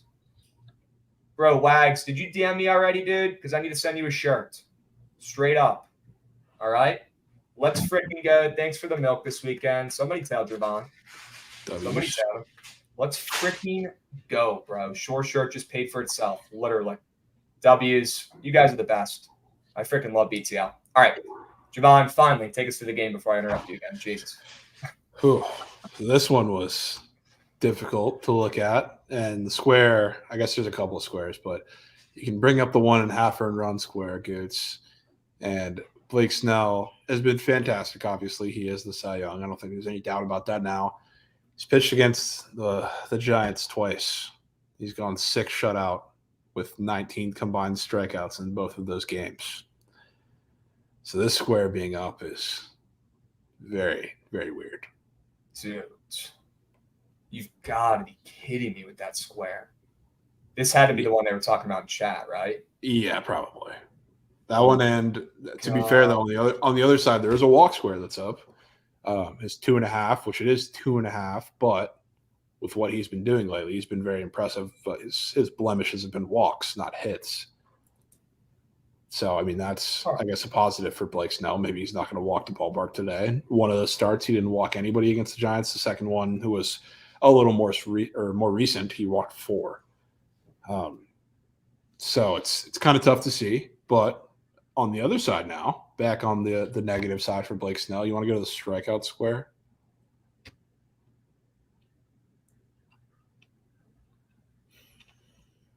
Dude. Which is still high. Still high because it's 7.5, but they have not been shy to put him very, very, very high. I think his line was 8.5, 9, maybe 9.5 against the Rockies in that last start. Jesus, man. Actually, he struck him out 14 times. Got bumped down from 8, sources are saying. Did get bumped down from 8 after he had 8 in that most recent start a couple of weeks ago. Javon. Subbies. 10 of them. Subs bangs. 10 of them from Josh Squared 30. 10 piece. Hold the fry from Josh Squared 30. 10 subbies. Let's fucking go, folks. You guys are killing it today. Bring in the energy. If we don't give you guys winners today, I'm going to be so fucking pissed at myself. I'm not going to be able to sleep. Javon, we got to give people some winners today because this might be the most dialed we've seen chat in the history of BTL. You guys are fucking lit up. The W Monday. Let's go. We got Ron coming in, giving out more sub bangs. Paddlewatt, Richfield Tech. Richfield Tech could probably beat Virginia Tech in football, and that's not even a real school. Auto Gelato giving Jay Banks a sub. You guys are beasts. And yeah, let's get back to biz. Bring it full circle. Are we fading Snell? I think we got to fade him somehow, some way. Also saw another comment in chat earlier talking about that 1.5 earned run square being cursed on Prize Picks. It kind of is. They're really hard to hit. I feel like I'm always on the wrong side of those. What do you think the best way to fade Snell is tonight, Javon, if we do want to go down this path? Are we really fading the Cy Young today? Dude, he's already got it locked up, though, Goots. Maybe he's getting complacent. I don't think so. This man's locked. Yeah, he is freaking locked. And He'll definitely go over his walk square. That walk square is wild. Well, we want to take his less than walks. Yeah. Yeah, that's the one of the squares that we want to back him at. Do we fade Goots, a fan of the Padres, who says he's definitely getting 3 walks and take the less than 2.5? Goots, you might have just found a winner there, bro. I might have. Maybe I did that on purpose. Something. That was your plan the whole time. Trying to throw us off. Yep. Yeah, I am. Goots knows ball. Let's freaking go, Goots. I cashed out of the under too, so let's find a play. You had to make a call. Yes. What call? I had to call the bookie. Sure. Good work, Goots. Good move. Well, now that under is definitely going to smack. As we get more subbies from Fat Girls Inc. My goodness, 5-piece. Hold the fry. Let's go, Fat Girls. That's what I'm talking about, bro. You guys are fucking awesome. Spades coming in with a sub bang. Joshy Squared giving out more subby bangs. What are you guys on today? My God. Another one. That's what I'm talking about. Everyone in here better be sub now. Jesus. Holy smokes. Fat Girls Inc. Hit me with it, bro. Give me the POD.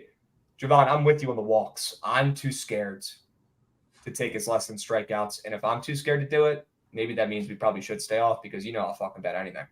I just don't know if that's the right play. It's a fair point. I'm super down to take that walk square, though. I bet.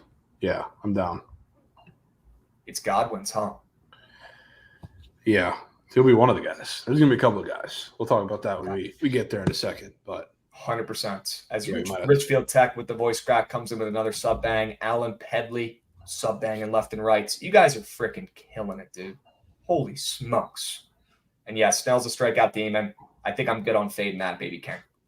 And we got another 10 from Josh Squared. What the fuck is going on, folks? If you just got a sub bang from anybody in chat, drop a W because this has been the best BTL episode we've ever had. You guys are getting spoon-fed subbies from Goats, Josh Squared, Richfield Tech, Alan Pedley, Fat Girls Inc., Spades, Ron Muck's Clam, Paddlewatt, Auto Gelato, Wags Locks, Shelly's getting in on it, Cushion Camos, Hay Fades.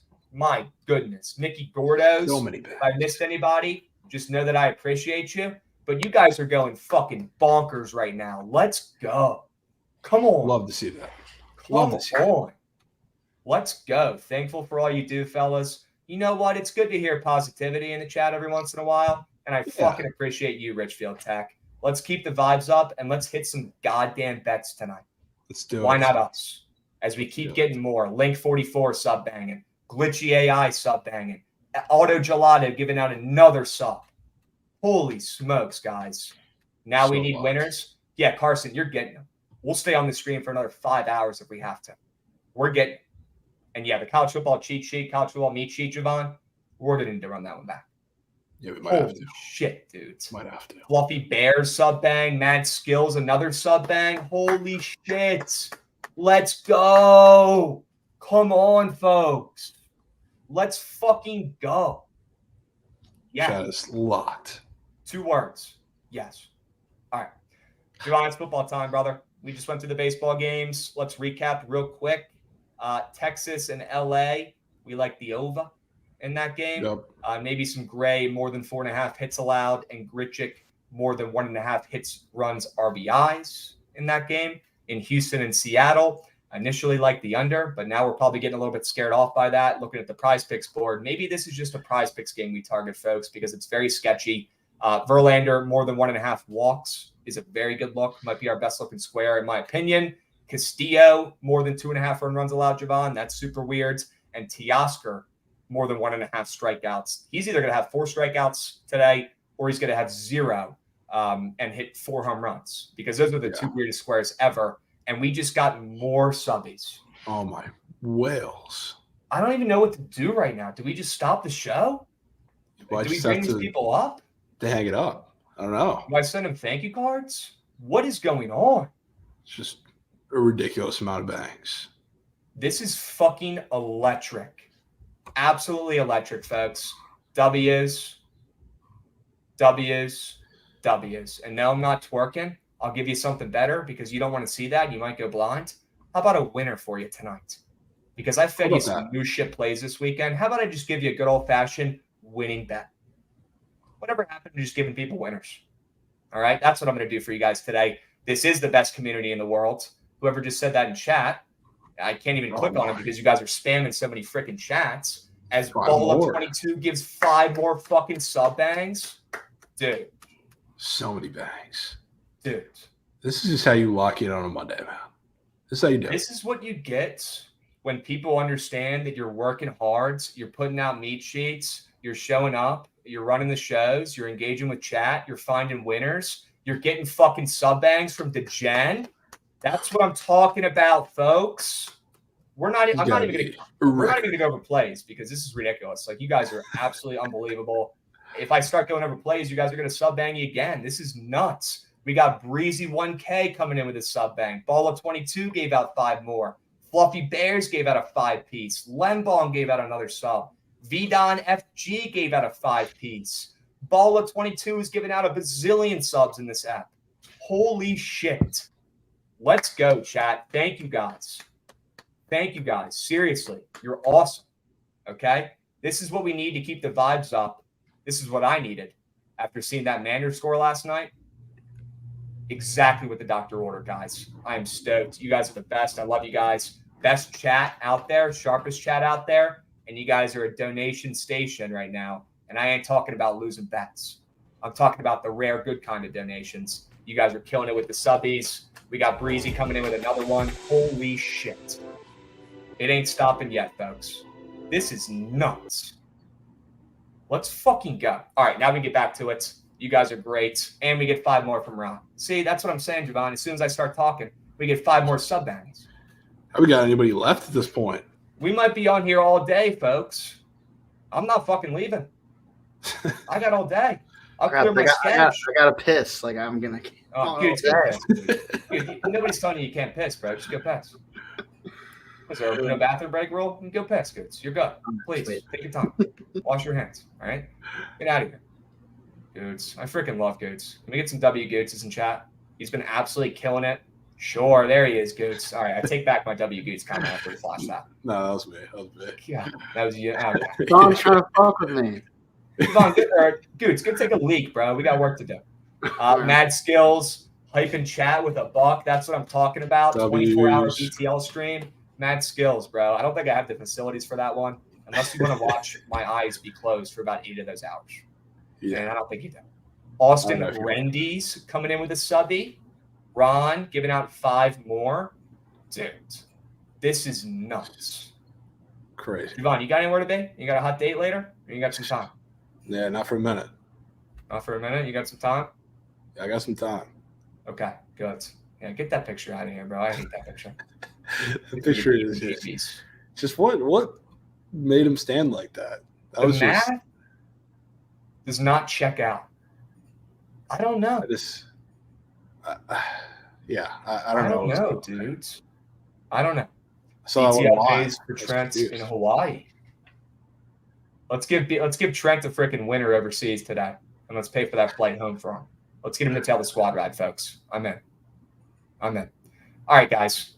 Let's find some winners. All right, that was absolutely electric. Are you ready to talk some football? We haven't even gotten to football yet. You guys are making this episode take forever with all the sub bangs, and that ain't no problem. Okay, W's, you guys are fucking goats. This is the positivity that we needed today to start the week off right. Let's keep moving and grooving. Let's talk about some Monday Night Football. All right, Javon, 2 games today. Also, can we freaking say a prayer to the gambling gods to get some decent weekday football games? Please, folks. We need them.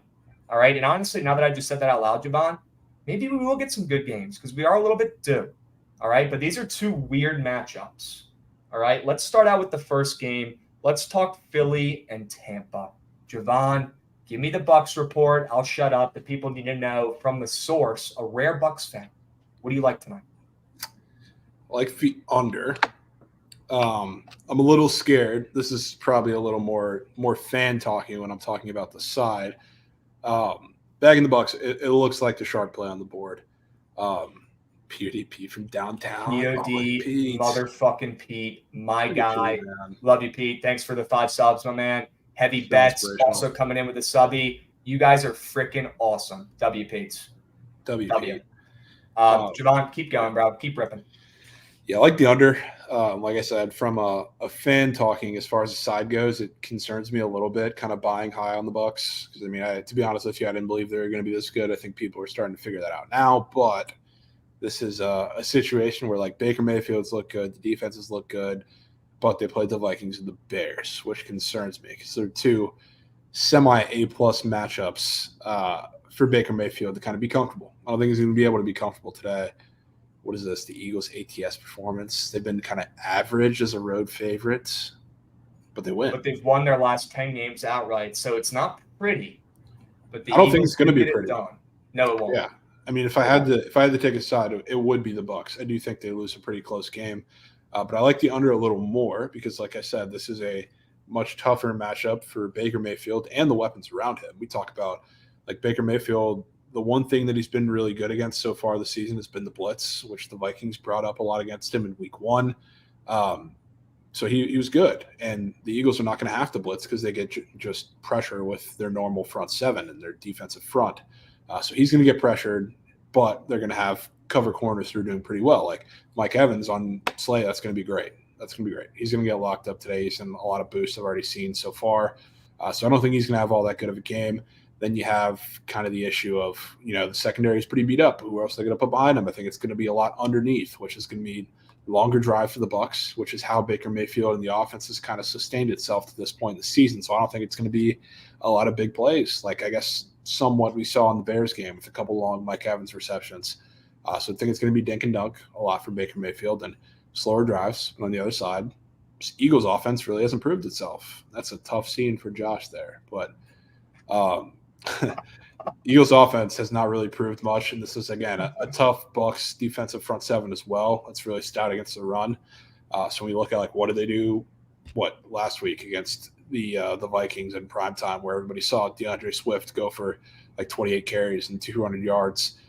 You're not just going to be able to line up against the Bucs front 7 and run the ball to death. Like Jalen Hurts is going to have to win some of this game with his arm. So I do think they're going to contain the run game as much as they can. Maybe you get a little more Jalen Hurts with his legs than DeAndre Swift, 30 carries in this game. So again, longer drives from the Eagles. I think in the red zone they stall out a little bit, where the Bucs have been really, really good to start the season. I think this is just a tight game. A couple field goals are the difference, but I like the defenses a lot. W. Loki Carly, above average raise. We'll take that. This game smells like the Manders Bills. J State Farm, maybe with the comment of the day. Totally agree. Does it? Yeah, it kind of does. I've been hearing Bucs tickets for the last week, Javon, and I hate to say it. I know that's not what you want to hear. I know that. And that doesn't mean they're not going to cash, but the more you hear people talking about taking dogs, the less you want to take the dogs. It's not rocket science. Well, yeah. People like the Bucs for a good reason. They've looked good, and hey, if only somebody before the season said the Bucs weren't going to be terrible and maybe they win this division. This guy right here for that. Yeah, the Bucs. They're still playing good, and Baker Mayfield's magic. He simply is. He's magic. Yeah. Maybe he pulls out more magic tonight, but it's going to be fucking near impossible. Yeah, I agree. He's not going to look very good tonight. But the one thing that's different to me when you talk about these teams is the Bills. I mean, we backed them against the Raiders, so the offense showed something first game back, and so we had something to kind of back to base off of going into the Commanders game. The Eagles haven't really shown much, and they're going up against a much better defense than I think the Commanders have shown to be so far this year. So I certainly don't think the Bucs are winning this game, but it screams to me like a, I don't know, 2017 type win. 100%. Why do we get so caught up with seeing 10 people on Twitter on the side when splits say the opposite? But, man, I wish we didn't have to, but it kind of does matter, because if you take public plays that you see all the time on Twitter, they're going to lose more often than they hit.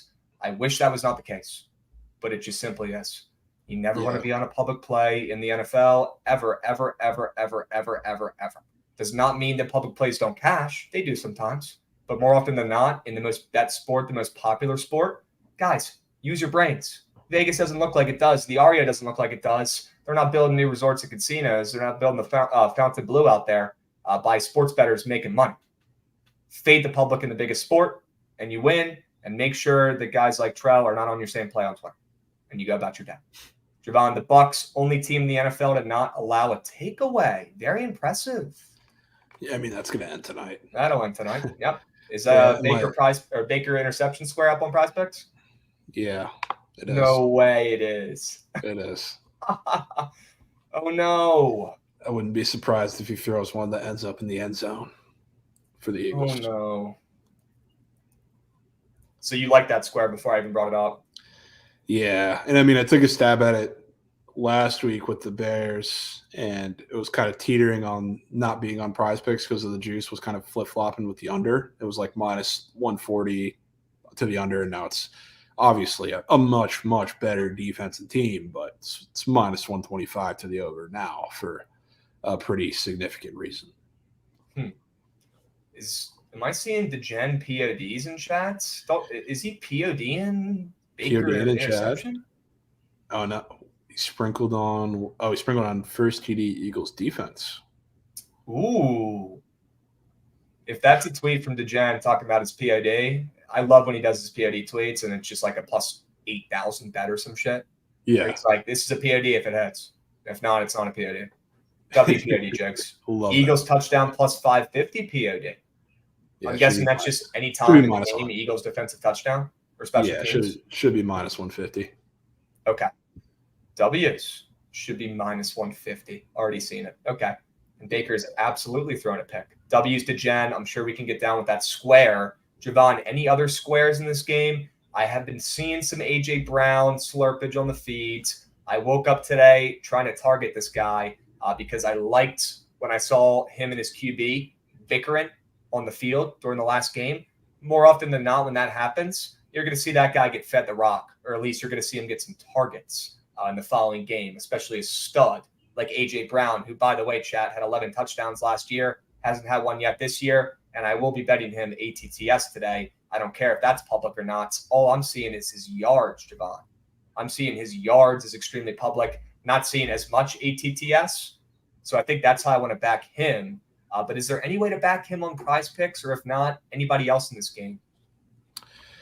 I'll be honest with you. I really don't care public-wise what we're seeing. A.J. Brown is going to eat today, especially if Okay. he's going to eat, which the Bucs, I mean, ever since really the last couple of years, and a lot of them have revolved around like Carlton Davis being a quarterback who's going to be back off of an injury today, a toe injury. I assume he'll be shadowing him a majority of the game.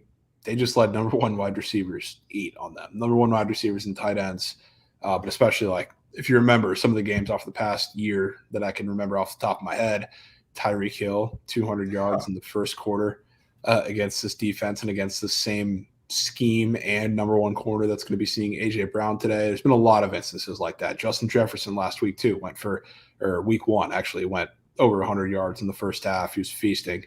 So like that's what they want to do, especially against like a team in the Eagles where they're going to, I don't want to say sell out, but they're going to be pretty focused on filling up the front seven to stuff the run like they always do. So they're going to put guys like Carlton Davis on an island with A.J. Brown. So if he's getting fed early and often, like that's not going to stop. It's like Todd Bowles is very stubborn with that, and that's realistically how they're going to stay in the game anyway. So I don't really care how public it is. I think it's going to hit. Most bet prop in the game according to Pickett. Mike Evans receiving yards. W Pickett, W comment from Padawat. Love to hear that. Love to see it. And love Pickett. Make sure you guys download Pickett, the best bet tracking app out there by far. W Corp. Javon, it's AJ squaring up. Are you just going to go ahead and take his receiving yards that everybody else is on because you don't give a hoot? Yeah, I'm going to. Okay. Do you think he scores today too? Yeah, in all likelihood, yeah. I think it's going to be on a pretty long pass. I think Hurts gives him a little makeup touchdown for not feeding him enough, not targeting him enough in the first 2 weeks. I think he tries to make it up for him and feeds his buddy a touchdown. I like that play. I'll be playing on the Bucs. Do they have A.J. Brown, like combo squares for anything for touchdowns tonight, Javon? It's a great question. You can check that out. They have A.J. Brown and Tyler Boyd. Huh. They also have him with Puka for receiving yards. And Puka's hurt, so I don't even know how he's going to be. Javon, what are your thoughts on that A.J. Brown, Tyler Boyd square? I mean, I don't hate it. Can't really say I have strong thoughts on Tyler Boyd tonight, but A.J. Brown, I wouldn't mind taking something with him in it for sure. Yeah. Okay. All right. Your favorite square, though, would be his more than 70.5 receiving yards? Yeah. Okay. Honestly, his receptions is probably not a bad look either. That's sitting at 5, maybe playing for a push there. But I just think he gets targeted a lot because that's kind of the defense or the Bucs that are going to be playing kind of lends itself to. So I like that. I definitely do not like Mike Evans today for, I think, obvious reasons. He's going to be locked up. And I had Godwin in here earlier, which I still think he's going to get targeted a good bit. But it did just come out that Bradbury is going to be starting in the slot, which is definitely a little different than I thought was going to happen. So I think it's going to be a couple of these guys outside of him. Cade Otton's one of them, tight end. The Eagles have been absolutely horrendous at covering tight ends. We saw what TJ Hawkinson was able to do to them. You're going to use him a little more in the slot, kind of now that we have Godwin on Bradbury on the other side of the field. So I like his yards. Devin Tompkins is also a guy to watch out for. I really wish they had rush and receiving for him because he's caught a jet sweep or two, and I think that's going to be kind of in the game plan. So there's going to be a lot of misdirection, I think, from the Bucs offense today, which is kind of how they want to make good defenses get off balance. So I wouldn't be surprised if you do have a line for Tompkins rush and receiving on the Bucs. I would take that, but on Prize Picks, I'm still going to take his receiving yards at 12.5. I think it's going to be a lot of these guys kind of in the short game to get them out into space. I still do like Godwin, but not as much with Bradbury in there. But I surely am not taking Mike Evans, which I don't know why he's the most bet prop today. That really doesn't make any sense. Yeah, I don't get it either. Javon, should we try to get Tompkins up there for rush and receiving combo? I mean, I don't know if they are going to make the line any higher. It's just kind of I'm trying to see if there is one on the books because I don't see one. But if I had to bet on something scheme-wise that the Bucs are going to do today to kind of get the Eagles out of their comfort zone, it's going to be misdirection and it's going to be jet sweeps or little quick screens to guys like Devin Tompkins. So that's kind of why I want the rushing angle there, but I do still think he's going to be utilized enough. Maybe he gets it in a pass. I mean, it's only 12.5 yards, but yeah, that's kind of what I think is going to happen. Okay. And you want to take Cade's yards, right, out of those 3 squares? Okay. Yeah. W's. What are you playing on the Bucs? Just the under. You're playing the under. What do you like about it? It's just both these defenses, dude. I think it's going to be, like I said, the Bucs, they're going to fill up the front 7. They've been good and they've been stout at stuffing the run with this personnel, obviously last season, but even to start this season. Is it a different kind of test with the Eagles? Absolutely. But I think they're going to kind of sell out in that aspect already with a really good run-stopping defense and kind of make Hurts make the game with his legs and with his arm, which I think he certainly can, but it's going to be like on both sides, longer drives. But on the Bucs side, again, this is the toughest defense that they've had to face, and Baker Mayfield has had to face, where they're going to generate pressure with their front 7 against the Bucs, and it's going to make Baker Mayfield have to make plays. So if he does, it's going to be a lot in the short game, which, again, longer drives. He's not going to make plays down the field against this defense. You won't have the time to either because their offensive line has been good this season against bad front 7s, but they haven't seen the Eagles yet. They have guys, especially in the interior, who haven't been good either. So it's a long, slow game for me. Okay. I also like the under. Give me every under on prime time. If you bet every under for a unit on prime time in the NFL, you can literally pay off your mortgage because they hit. That's all they do. Guys, bring me back to the point I said earlier. Bet with your brain in the NFL. Do not bet with your eyes. Okay? Primetime unders were free last year. Ron, I'll be honest, dude. You like his more than field goals? Yeah. Okay. I don't take field goal props very often, but this is one that I would consider tonight. Because I think it's gonna whack all season. Jake Elliott. Mm-hmm. Yeah. I just think it's going to be the same thing from the Eagles that we've seen for a couple of these weeks. Like, I think it's a tough defensive matchup or tough defense for them to go against. So I think if they put together drives, they'll be long. They'll find some success, especially one-on-one with A.J. Brown, but they're going to stall out the red zone. So I think it's potentially a game where you see a couple of field goals before they really kind of break through later in the game against the Bucs.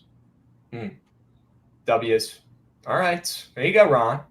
You got Javon's back. I would say I like that square every game except for today. I think it's going to be an Eagles bloodbath. I think they're scoring plenty of touchdowns today, including my guy A.J. Brown. But maybe that's clouding my judgment here with the square because I'm so focused on that ATTS. Harder breakout game. You know what else is heading? He's in a combo sack with Fletcher Cox for what? 0.75. That's air. I hate to say it, but that's air. What? Are you serious? Yeah. More than 0.75? Yeah. Fletcher Cox and Jalen Carter. One of them's getting a sack. They might both do it. They might both split one. So it goes over. Okay. Noted. We got a lot of squares in these games, folks. We're definitely going to get out some entries tonight. All right, so stay posted. You guys all follow Behind the Lines on Twitter. You know where to find the slips. All right, folks. Kind of like Baker's pass attempts, somebody said. Javon, any thoughts on first half under Joshy Boy likes compared to the full game? Yeah, I mean, I like them both. I do think like the Eagles kind of pull away late, but I don't think it's going to be like a flurry of points from either side. So like, yeah, I don't think it's a terrible angle to go with the first half. Okay. Dubs. Eagles win 28-10. That's kind of the vibes I'm getting to, Ripajib. I'm kind of with you. You're kind of dialed. B-Mars 1 coming in with a sub bang. V-Don FG coming in with a sub bang for my guy Greg, blessing him with a subby. Heavy bets as well. And shout out PODP once again. Make sure you guys watch the Just Baseball stream. They also talk some football on there as well. That's usually in the afternoons around 4:30 Eastern, I believe, on the Just Baseball Twitch. Please go check that out and support the boys. They're our homies, okay? If you need some afternoon streams, they got you covered. And we got a Yankees bang? No way. We got life, folks. Who did it? I'm assuming it's not Joe, because that's what I would have been saying. We got a bang, folks. Yankees are back. The vibes are up today. I have a feeling we're going to be doing just fine with all the subby bangs we got today, Javon. Vibes are up. Gambling gods, they could bless us today. People are talking. They could. I wouldn't be shocked.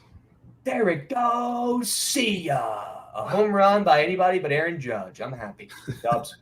All right, Javon, we have so many prize pick squares in this game. I'll read them out one more time, but chat, the ones we love and lock in closer to kickoff, we will post on the Book at BTL Twitter as always. But right now, if you're looking at squares and looking to lock stuff in, and guys, also, I just had a brain blast. We're going to start putting the ticker up on the bottom, and we'll just put our plays on there too the whole time, so you don't have to keep asking us about the plays we like. That's a good idea. W's, my brain's operating today at 100% success rate. This is incredible. Javon, 6 squares we like in this game. Baker to throw a pick. Brown, more than 70.5 receiving yards. Evans, less than receiving yards. Was that the one we decided on? Kind of, yeah. Okay, sure. Cade, more than 26.5 yards. Tompkins, more than 12.5 receiving yards. And Carter Cox, more than 0.75 sacks. Oh, there we go. Sure. Dobbs. They just took 2-2 off the board. Okay. I bet. At Poker Sports, you guys used to do this, Krabs. Do what? I don't know what you're talking about. All right. Let's keep moving here, folks. Javon, you want to talk about this Bengals game? I feel like we've beaten up this Bucs game enough. Yeah. We've beaten it up because it's a lot more difficult to talk about the Bengals game. It is. It is. And by the way, if I didn't give my play already in this Eagles game, I want to find a way to potentially pair the Eagles on the ML. I'm either going to lay with the Eagles and call the bluff on the Bucs and say they're fake sharp and square up on a public Monday and take the Eagles on the spread, or I'm going to pair the Eagles ML with maybe a little Bengals +3 alt line. But now that Joe Burrow is active, that throws a wrench in everything, Javon, because what did I tell you before the show today? That if Joe Burrow didn't play and that spread stayed at 2 with Randall McGee at QB for the Bengals, they were going to be a nuclear missile whale play 10U deployment on the ML. But now that Joe Burrow's back, you're going to be seeing the public hop back on the Bengals saying, oh, no way they go 0-3. Guys, they're already 0-2. And now they're going to play a sketchy Rams team that has overperformed out the wazoo this season. Shout out POD Pete and shout out us for also gassing up the Rams, saying they were going to be better than people think this year. Well, they are. You know why they are, Javon? Because they have Matt Stafford, who's a veteran, and he might not be great at this point in his career, but his brain is. And they've got Sean McVay, still underrated and still undervalued in the betting market, in my opinion, one of the best coaches in football. That team, those two guys, can find ways to win on their own. And I'm not surprised to see them succeeding and already have a win under their belt when everyone thought they were going to be the worst team in football. All right, with that being said, Javon, now my brain's in a freaking pickle because I was hoping Burrow wasn't going to play. They'd rest him up and we'd be able to take the Bengals as a weird favorite with a backup QB. Now what the fuck do we do? Yeah, I don't know. It's just like, I don't know. I'm interested to see because the Burrow announcement is not official yet. I don't believe. It's just a lot of the reporters coming out and saying it looks like he's going to play unless something terrible happens. Yeah, that's exactly. So I'm interested to see that, if it comes official, what this line kind of moves to, or if it moves, because if it doesn't start to move, I'd be a little concerned for the Bengals. The one thing I will say, at least kind of throwing out that side of the ball, on the other side of the ball for the Rams, last week there was a stat that I saw, and I probably should have brought this up too, or brought the tweet up. They had one of the biggest or highest number of efficiency on second and third downs that you've seen in like the past couple of years, with being as bad on first downs as they were. So they're really terrible in early downs. Put it in simple terms. Terrible on first down, a lot of second and long, a lot of third and long, and they were absolutely outstanding in that realm against the 49ers. So again, going up with a questionable offensive line this week against the Bengals, that also concerns me. This definitely concerns me too, any fading with the Bengals, because those uniforms are so clean. But I just don't know what to think of the Rams at this point in time. And Joe Burrow potentially, he's not going to be fully healthy, even if he does play, but still a slight question mark if he plays at all. It makes it all the more difficult. Yep. I do think he'll play. They said if there's no setbacks before kickoff, he'll play. Who knows how well he'll play? His calf has been holding him back in the first 2 games. He has not looked sharp at all, and I don't expect him to just miraculously recover and look much better today. But he is getting a interesting Rams defense this week, who some might say have been overperforming a little bit with the rosters and pieces they have on paper, but I also think that team's kind of been winning with their offense as well. Kyron Williams has been balling, and Matt Stafford's doing his job, and Puka has turned into one of the best fantasy football wide receivers in football through the first couple weeks. So I don't know if he's playing. He's questionable. He's been questionable all week. But either way, maybe the Rams are a better look here to tease, Javon. And I know I had in my best bets Bengals tease to +3 and the Eagles on the ML. But that was before I knew Burrow was playing. Javon, maybe we tease the Rams and McVay to keep another game close, or maybe even potentially shocking the world in week 3 and pulling out a nice win on the road with the banged up Burrow. No way the Bengals lose their first 3 games of the season, right? They have Joe Burrow. They got Jamar Chase. They're fun. They got cool uniforms. Guys, the Bengals have been moose shit 99% of the seasons they've existed. They've been good for like 1.5 years. Maybe they're just not that good. I don't know. Maybe the Rams are a team we want to keep buying stock on.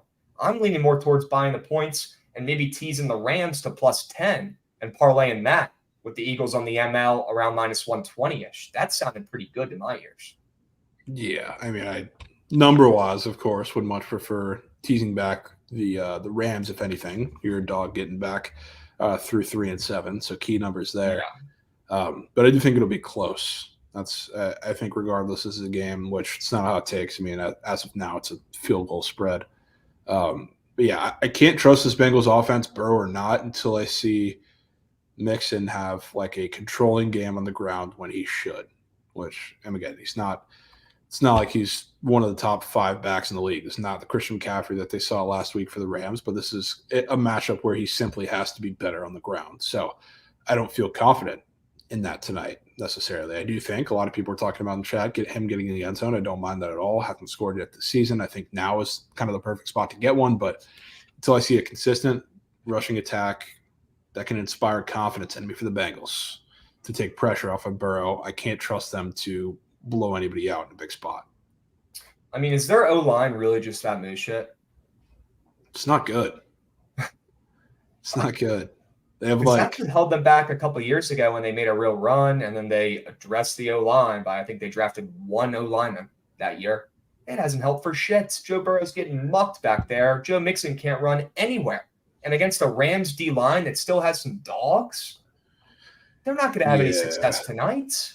Yeah, somebody tweeted out too, Orlando Brown graded out as like the 5th so far this season, like the 5th worst offensive lineman in football. So no way. Or fifth worst tackle maybe in football. Okay. So like he's been bad to say the least. And that doesn't help. Getting the bad. Yeah. Oh.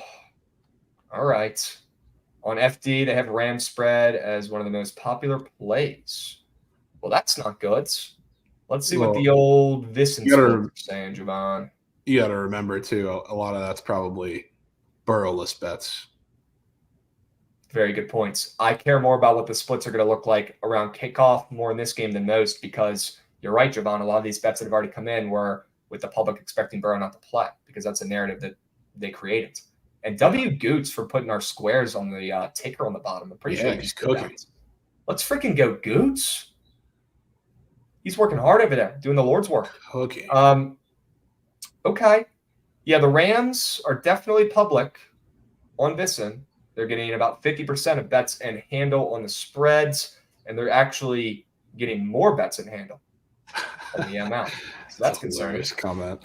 Goots after a piss. So dialed. Hoodie mellow. So dialed. Talk about it, just an absolute clear mind. Goots got that right now. He's feeling great. He's feeling dangerous. Lines will move before any announcement on Burrow, though. Bucs had made the inside scoop. It's bogus. 100%. That's, honestly, I mean, that's what's confusing me a lot, because I would have felt like if we're getting some kind of insight that Burrow's on track to play, we probably would have seen a little more of a move up than just half a point to 3. Like at the least, you would have seen like a 3.5 if there was any sort of confidence that Burrow was going to play at this point, because it's been out for a couple hours. That's what is confusing me about this. Look, when it comes to injuries, it's really hard for me to make a judgment call on what I want to bet on just based on the lines moving according to an injury, because, guys, these freaking sports books probably got an inside source sitting right outside the locker room, putting a cup up to door and listening to what's going on in there. Like, they know shit before we do. They could have known if Burrow's playing or not last week. It wouldn't put it past me. It wouldn't surprise me at all if that was the case. They know everything. So I don't know if I can base when the line's moving with this Burrow news, because if we're just finding out about this 2 hours ago, they could have known about this 2 days ago. They fucking know everything. That's the thing. It's not making me feel super confident that he's actually playing. Right. I'm with you. With that spread move more than half a point, sure. Maybe he was already where he was supposed to be, though. Or maybe they know he's not going to play. There's a bazillion different things, Javon, and we're not going to know, unfortunately, until we at least see him go out on the field for warm-ups probably 30 minutes or an hour before the game. Yeah, most likely. Okay. Burrow, 35.5 attempts and 23.5 completion squares up on PP. Those less thans are enticing from two-way via first-time chatter. First-time chat. Javon, thoughts on those squares? I mean, if he's playing, I don't think you're going to be able to let him just go out there and sling the ball and throw it 40 times. I think I would much rather, if you're confident in kind of a rush attack, 'cause that's what I think you need for Burrow to have a game like that where he goes less than on those squares. Let's say you back Mixon, but that is also, I don't know, that's also counting on Burrow to play, which I don't like.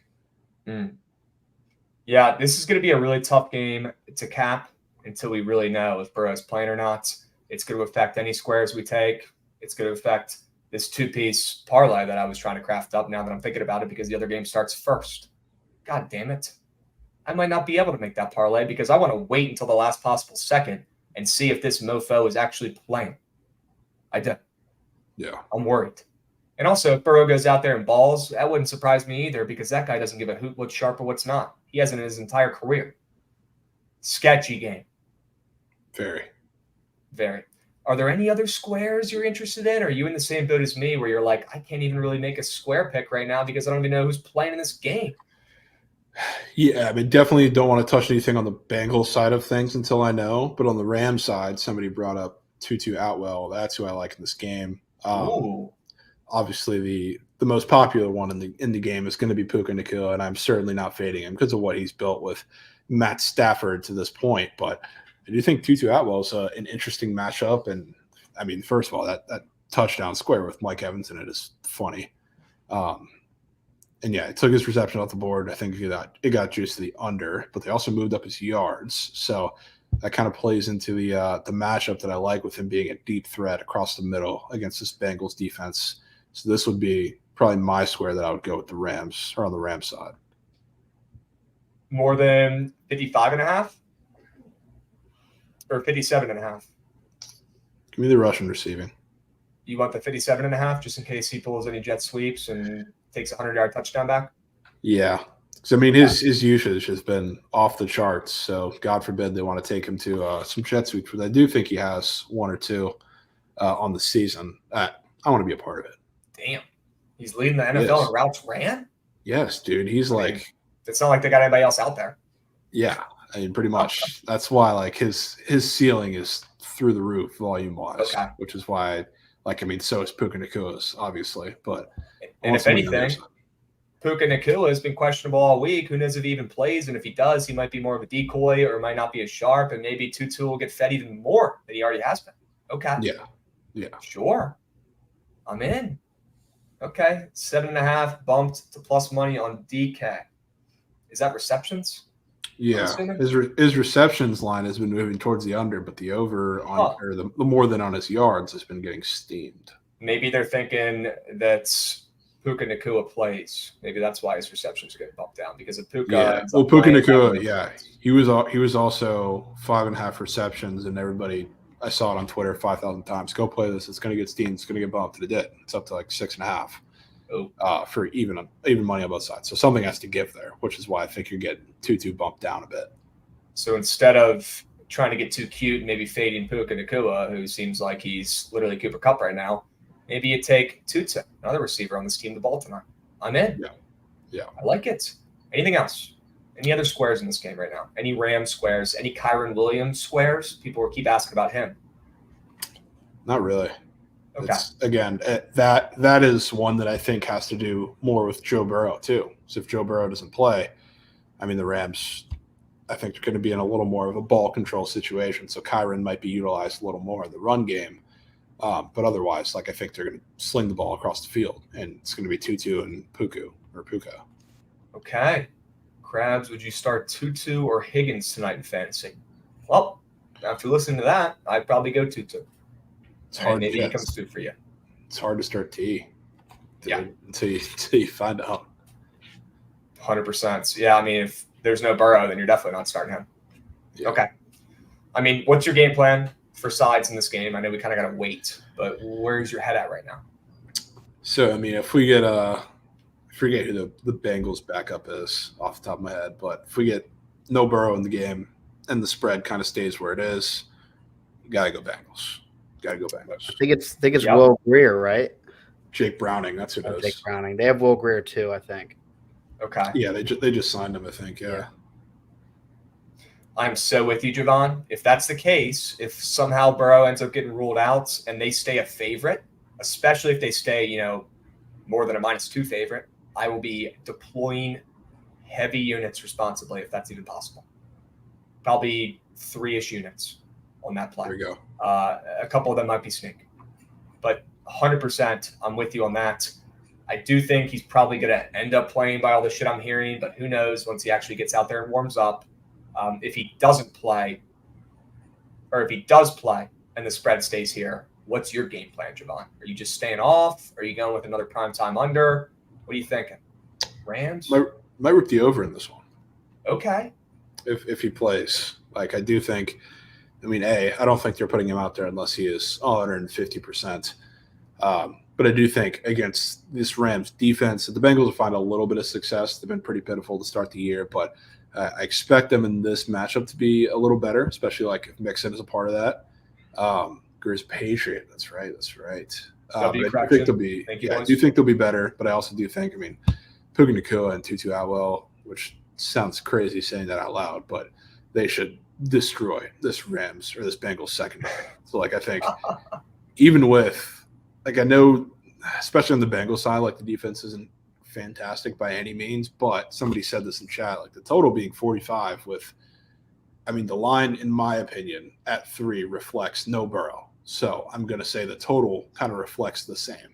So that being 45, a little juice towards the over is pretty telling to me. But I do like the matchups, X and O's to kind of back that up too.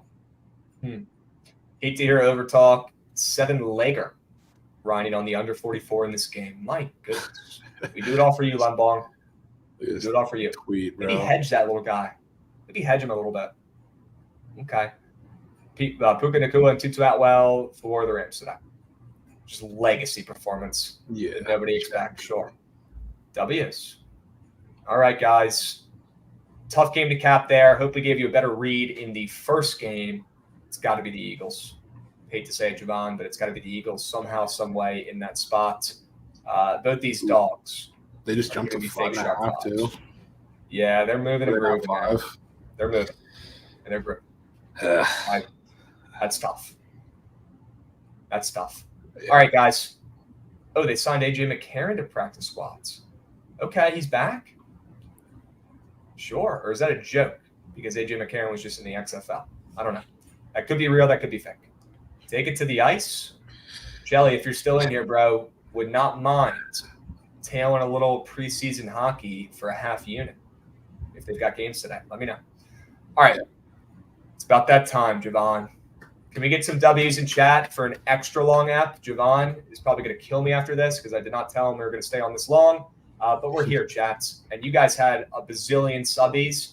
Who would we be? What kind of hosts would we be if we didn't stick around here, talk a little bit longer about the games, and find you guys some winners? I know there's no Surge stream today. Trent's still in Hawaii. We need him back. I think he comes back later this week. But yeah, happy to stay on with you guys and find some winners, especially today when you gave us 7 bazillion sub bangs. My favorite BTL episode I've ever done, guys. And we're about 320 episodes in. Yep, 320. This has been my favorite episode because you guys have been elite vibes with sub bangs and in chat. W's, appreciate you. Monument FN coming in with a sub bang. Thoughts on Puka today? It's so sketchy, he's asking. Gun to your head, Javon. I know we talked about him already, but how would you play him? I mean, like you really can't play him any other way than the Corp receptions. Because I mean, if he's going to feast, it's not just going to be a flash in the pan 50-yard bomb. It's going to be Stafford doing exactly what he's done to this point in the season, just targeting him like he targets Cooper Kupp. So I mean, it's hard to play him any other way if you want to back him. And I certainly can't fade the guy. Okay. Dubs, he's not a guy that I even want to fade. I'm so with you, Javon. No shot. If I'm not fading him, you guys probably shouldn't either. Okay. Javon, it's about that time, brother. I know we've only got 3 MLB games to choose from, and I'm seeing the word judge in chat. I swear to God, I will be angry for some reason if he hits a home run here. Even then, that's helping us with our bet. Did he hit one? Did he do it? Or is that a fake? He's up with a guy on third right now, I see. Yeah. He just struck out. He's working hard. Good. He struck out with a guy on third? Yeah. I bet he did. Goots, get this overrated, checked out captain off the screen. Get him out of here. Golly. Dude is so overrated. Oh, he's so good, though, when he's locked in. All right. Yeah. Squad ride time. You ready? What baseball plays you want to put in, bro? I mean, just the over in the Rangers-Angels game is the only one I really, really love. Okay. Definitely get behind that. Tex, LA, over 9. Sure. I think I'm off that Houston-Seattle under, at least for right now. Yeah. Don't know if I'm on too much on the diamond today. There ain't much. At worst case, we could always go back and maybe find a prize pick square if we need one. But let's go to NFL and see if we can find some winners here. I mean, should we just sack up and lay it with the Eagles? I don't know if I can do it, man. I mean, I would personally not like to lay the Eagles, but if it's green and people like it, then so selfish, man. So selfish. I mean, I'd be saying worse shit if you said you wanted to fade the Commanders. Come on. Yeah, I mean, what if we had Bills minus 6.5 as a squad ride on Sunday, man? I'd be bitching. Yeah, I would be bitching. That's what I'd be doing. Okay. I have no problem with putting it in the vote. I'm just telling you, that's a tough button to push. I know. Now they're going to vote for it if you put it in. Yeah, I mean, I'm not saying it's not green, but I know.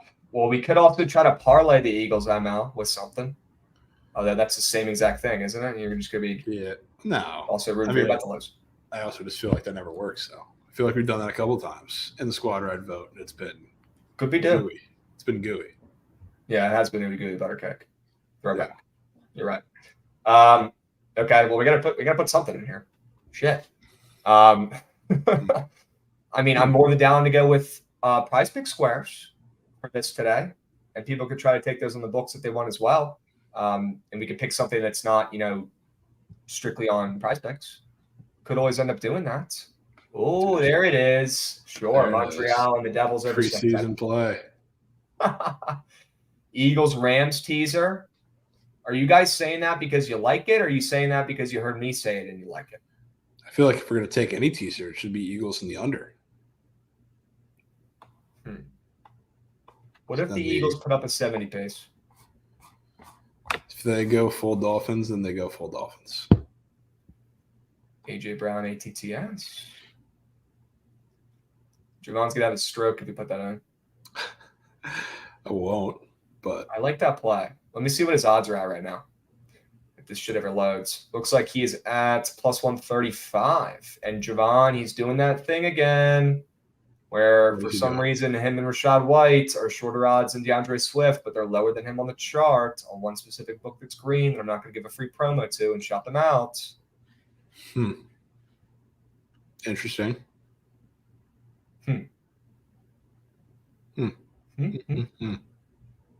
My book has Baker more than 11.5 rush yards, minus 121, but 25 plus is minus 285. Make it make sense.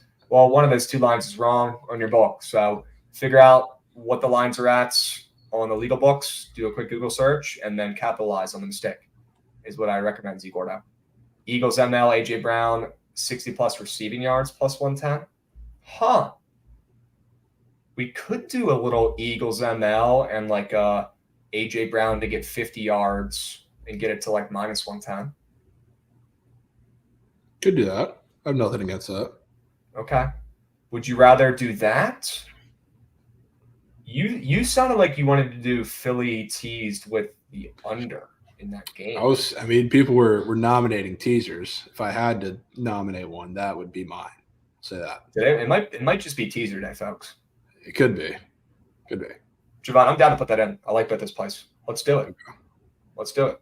Philly ML. The 5.5 is scaring me, guys. It kept me up last night. It's giving me the EBGBs right now. I'm getting bad vibes from it. I don't want to really lay the minus 5.5. Why don't we just go ahead and take Philly ML and tease the under, which would be at what, 50.5? Right. 51, right? 6.5. I guess it depends where you are. But yeah, 50.5. 4.5. Yeah, 50.5 then. Okay. And I guess it'd be Philly. Philly would be what? +0.5. So if they tie. Somehow if they tie here, folks, we cash. Yeah. Okay. So it gives you another freaking correlation. But that shit ain't happening. Philly +0.5, under 50.5. A little teaser, folks. Oh man, I was waiting for someone to bring it up. We could squad ride that. That just might be great. Like, why do I, when I hear Baker Mayfield pick, maybe it's because of his recent, performances where he's a pick machine. Why do I feel like that's already green? Probably is. Okay. All right. So I feel my feelings are acceptable. Okay. Yeah. Baker Mayfield, more than half a pick. Sure. Rams team total over 20.5. Primetime unders parlay for squad rides. No player prop squad rides. I have Chubb PTSD. Kobe, they blessed us though, man. They blessed us that day. Guys, also Prize Picks is goated because they do reboots all the time compared to any other, platform. So W Prize Picks for rebooting the heck out of these squares. It's honestly been pretty freaking dope, and it saved me some serious coin. Because there's one book who I'm not going to shout out because we don't do free ads, but they're blue and they're very popular. They have not rebooted or done anything for anybody. Okay, so if you guys are salespeople or you just have a brain that works, look at how they treat the customers. Prize Picks is good. All right, we'll put Baker interception in there. We got Texas LA over 9 on the diamond. We got Philly tees to +0.5 and the under 50.5. What else do we want to put in here, folks? Do we want to put in AJ Brown ATTS +135? Might as well. Okay, I'm good with that.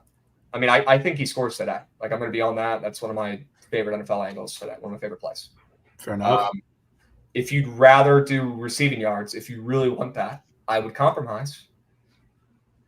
No, you just put the touchdown in there. Okay, Dubs. Let's go, Chad. He's scoring today. All right. One more play, folks.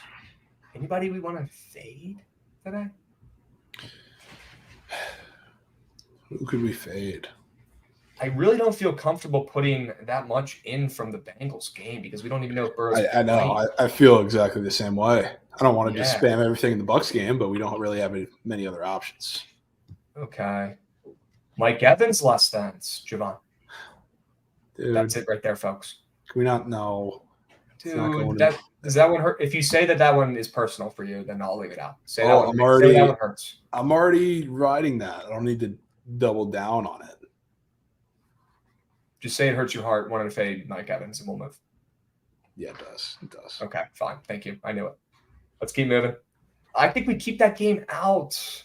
We don't know if Burrow's even playing unless we wanted to isolate something for just the Rams. Yeah, I mean, if we were going to fade somebody, take anything, we probably have to take something in the Bucs game. If I was going to fade anybody, it would probably be Rachaad White. Oh, we could put Tutu in there. Yeah, why don't we roll a Tutu? Really that was your best angle, I think, left that we have. Why don't we go Tutu receiving yards? Down for that. Is that cool? I know you said you wanted to take the receiving and rushing combo, but for the sake of people who want to maybe, take this somewhere else, do we want to just do the receiving yards? Yeah. Okay. Do you know what he's at?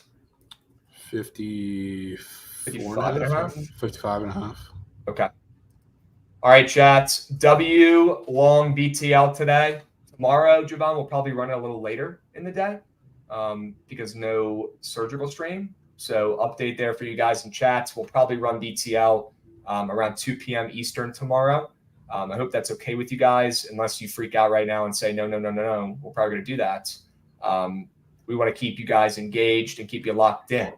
All right, with no surge stream this week. Trent will be back.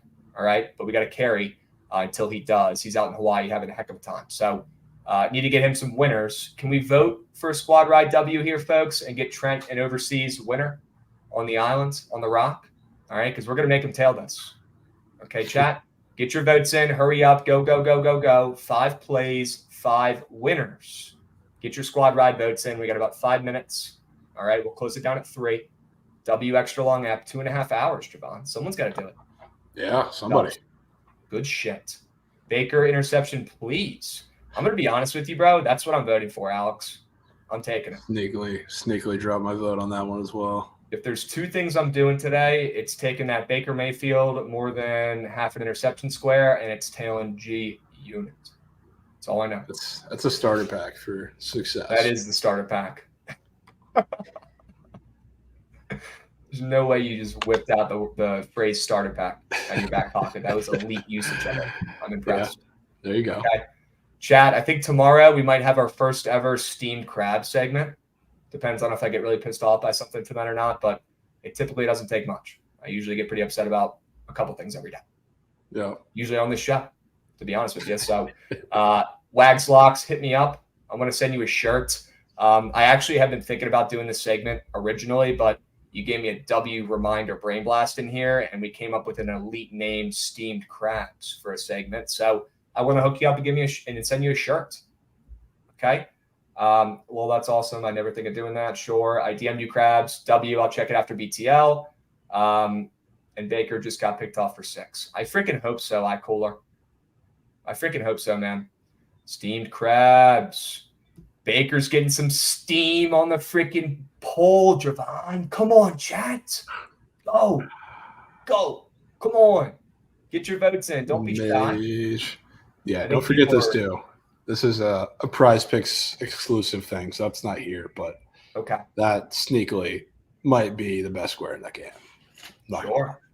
Sure. Steamed broccoli with that G unit steak. No, sir. No sides. No sides needed today, folks.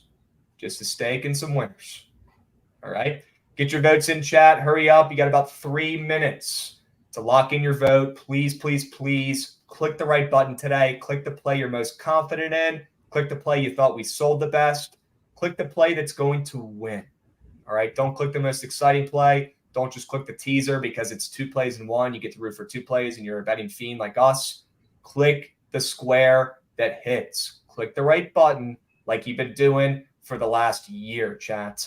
I've been so impressed with you guys doing great with the squad rides. It hasn't been the best 2 weeks, but I promise we're going to keep cashing during the NFL, college football, and then, basketball season coming up too. People forget. We got basketball not too far away, Javon. People do forget. Right. I think Old Bay covered steamed crab. Sure, chat. Whew. People forget, Javon. Did you see the Bills tweet the other day or yesterday? Yeah, the Old Bay can. That's personal. I saw a lot of people getting heated about that because that was. You don't mess with Old Bay. Baltimore. You don't mess with Old Bay. Yeah, it's a Maryland thing. It is never fuck with Old Bay. Never. Yeah. So I wasn't even blown that they use something that's more of a Maryland thing than it is a DC thing. Although Old Bay is very popular over here as a seasoning. If you guys haven't tried Old Bay yet, this isn't even an ad, but figure it out and do it because it's absolutely elite. But yeah, Javon, that was just they took it too far. You don't slander Old Bay. That is one of the most elite, food seasonings out there on the market. I just don't get it. And yes, it is technically more of a Maryland and Baltimore thing. And although the Manders do play in Maryland, they are the Washington Commanders. That was just lazy by their social team, man, and disrespectful. Leave Old Bay out of this, folks. All right, chat. You got about 10 seconds, and this squad ride poll is toit. I'll be honest with you, chat. I want Baker Mayfield interceptions. Freaking get your votes in, Please. Yeah, so do I. It's going to be tight. All right. It's way easier to hit one square or one play than it is to hit a teaser. People forget teasers are just parlays that look cute. That's all they are. Okay. Jack, get your votes in. Hurry up. Go, go, go, go, go, go, go, go, go. Get your votes in. Hurry up. You got about 10 seconds. Mage around the stretch. And it's Mage. He's going to win the Kentucky Derby. Get your votes in, chat. Mage? Get your votes in, chat. Oh my God. You've got to be God. kidding me. Who sneak Unreal. bet the teaser right at the last Unreal. second? Son of a gun. Somebody in here waited till the last second, and they said, I'm going to fuck with crabs today. I know how to get them. And I'm going to click the teaser with 0.1 on the clock. Well, you know what, chat? The poll is spoken, and it's time for me and Javon to listen. The squad ride has been decided. All right? Who are we to doubt what you guys picked? Who are we to judge? Okay? Because although it hasn't been the best week or two, this is the most profitable, smartest, sharpest, most calculated, researched, hardworking winner out there for free that you can find on the goddamn market in the sports betting space. 130, 93, and 3. Okay, keep that in the big picture. Keep that in the memory bank, even though we lost both squad rides this weekend. Okay, we're still killing it, and we're bouncing back today. I fucking love this teaser. All right, and you know what? It might not be Baker interception, Javon, but that shit's hidden too. Yeah. All right, we're teasing. We're taking the Eagles plus a half, and we're taking the under in that first game.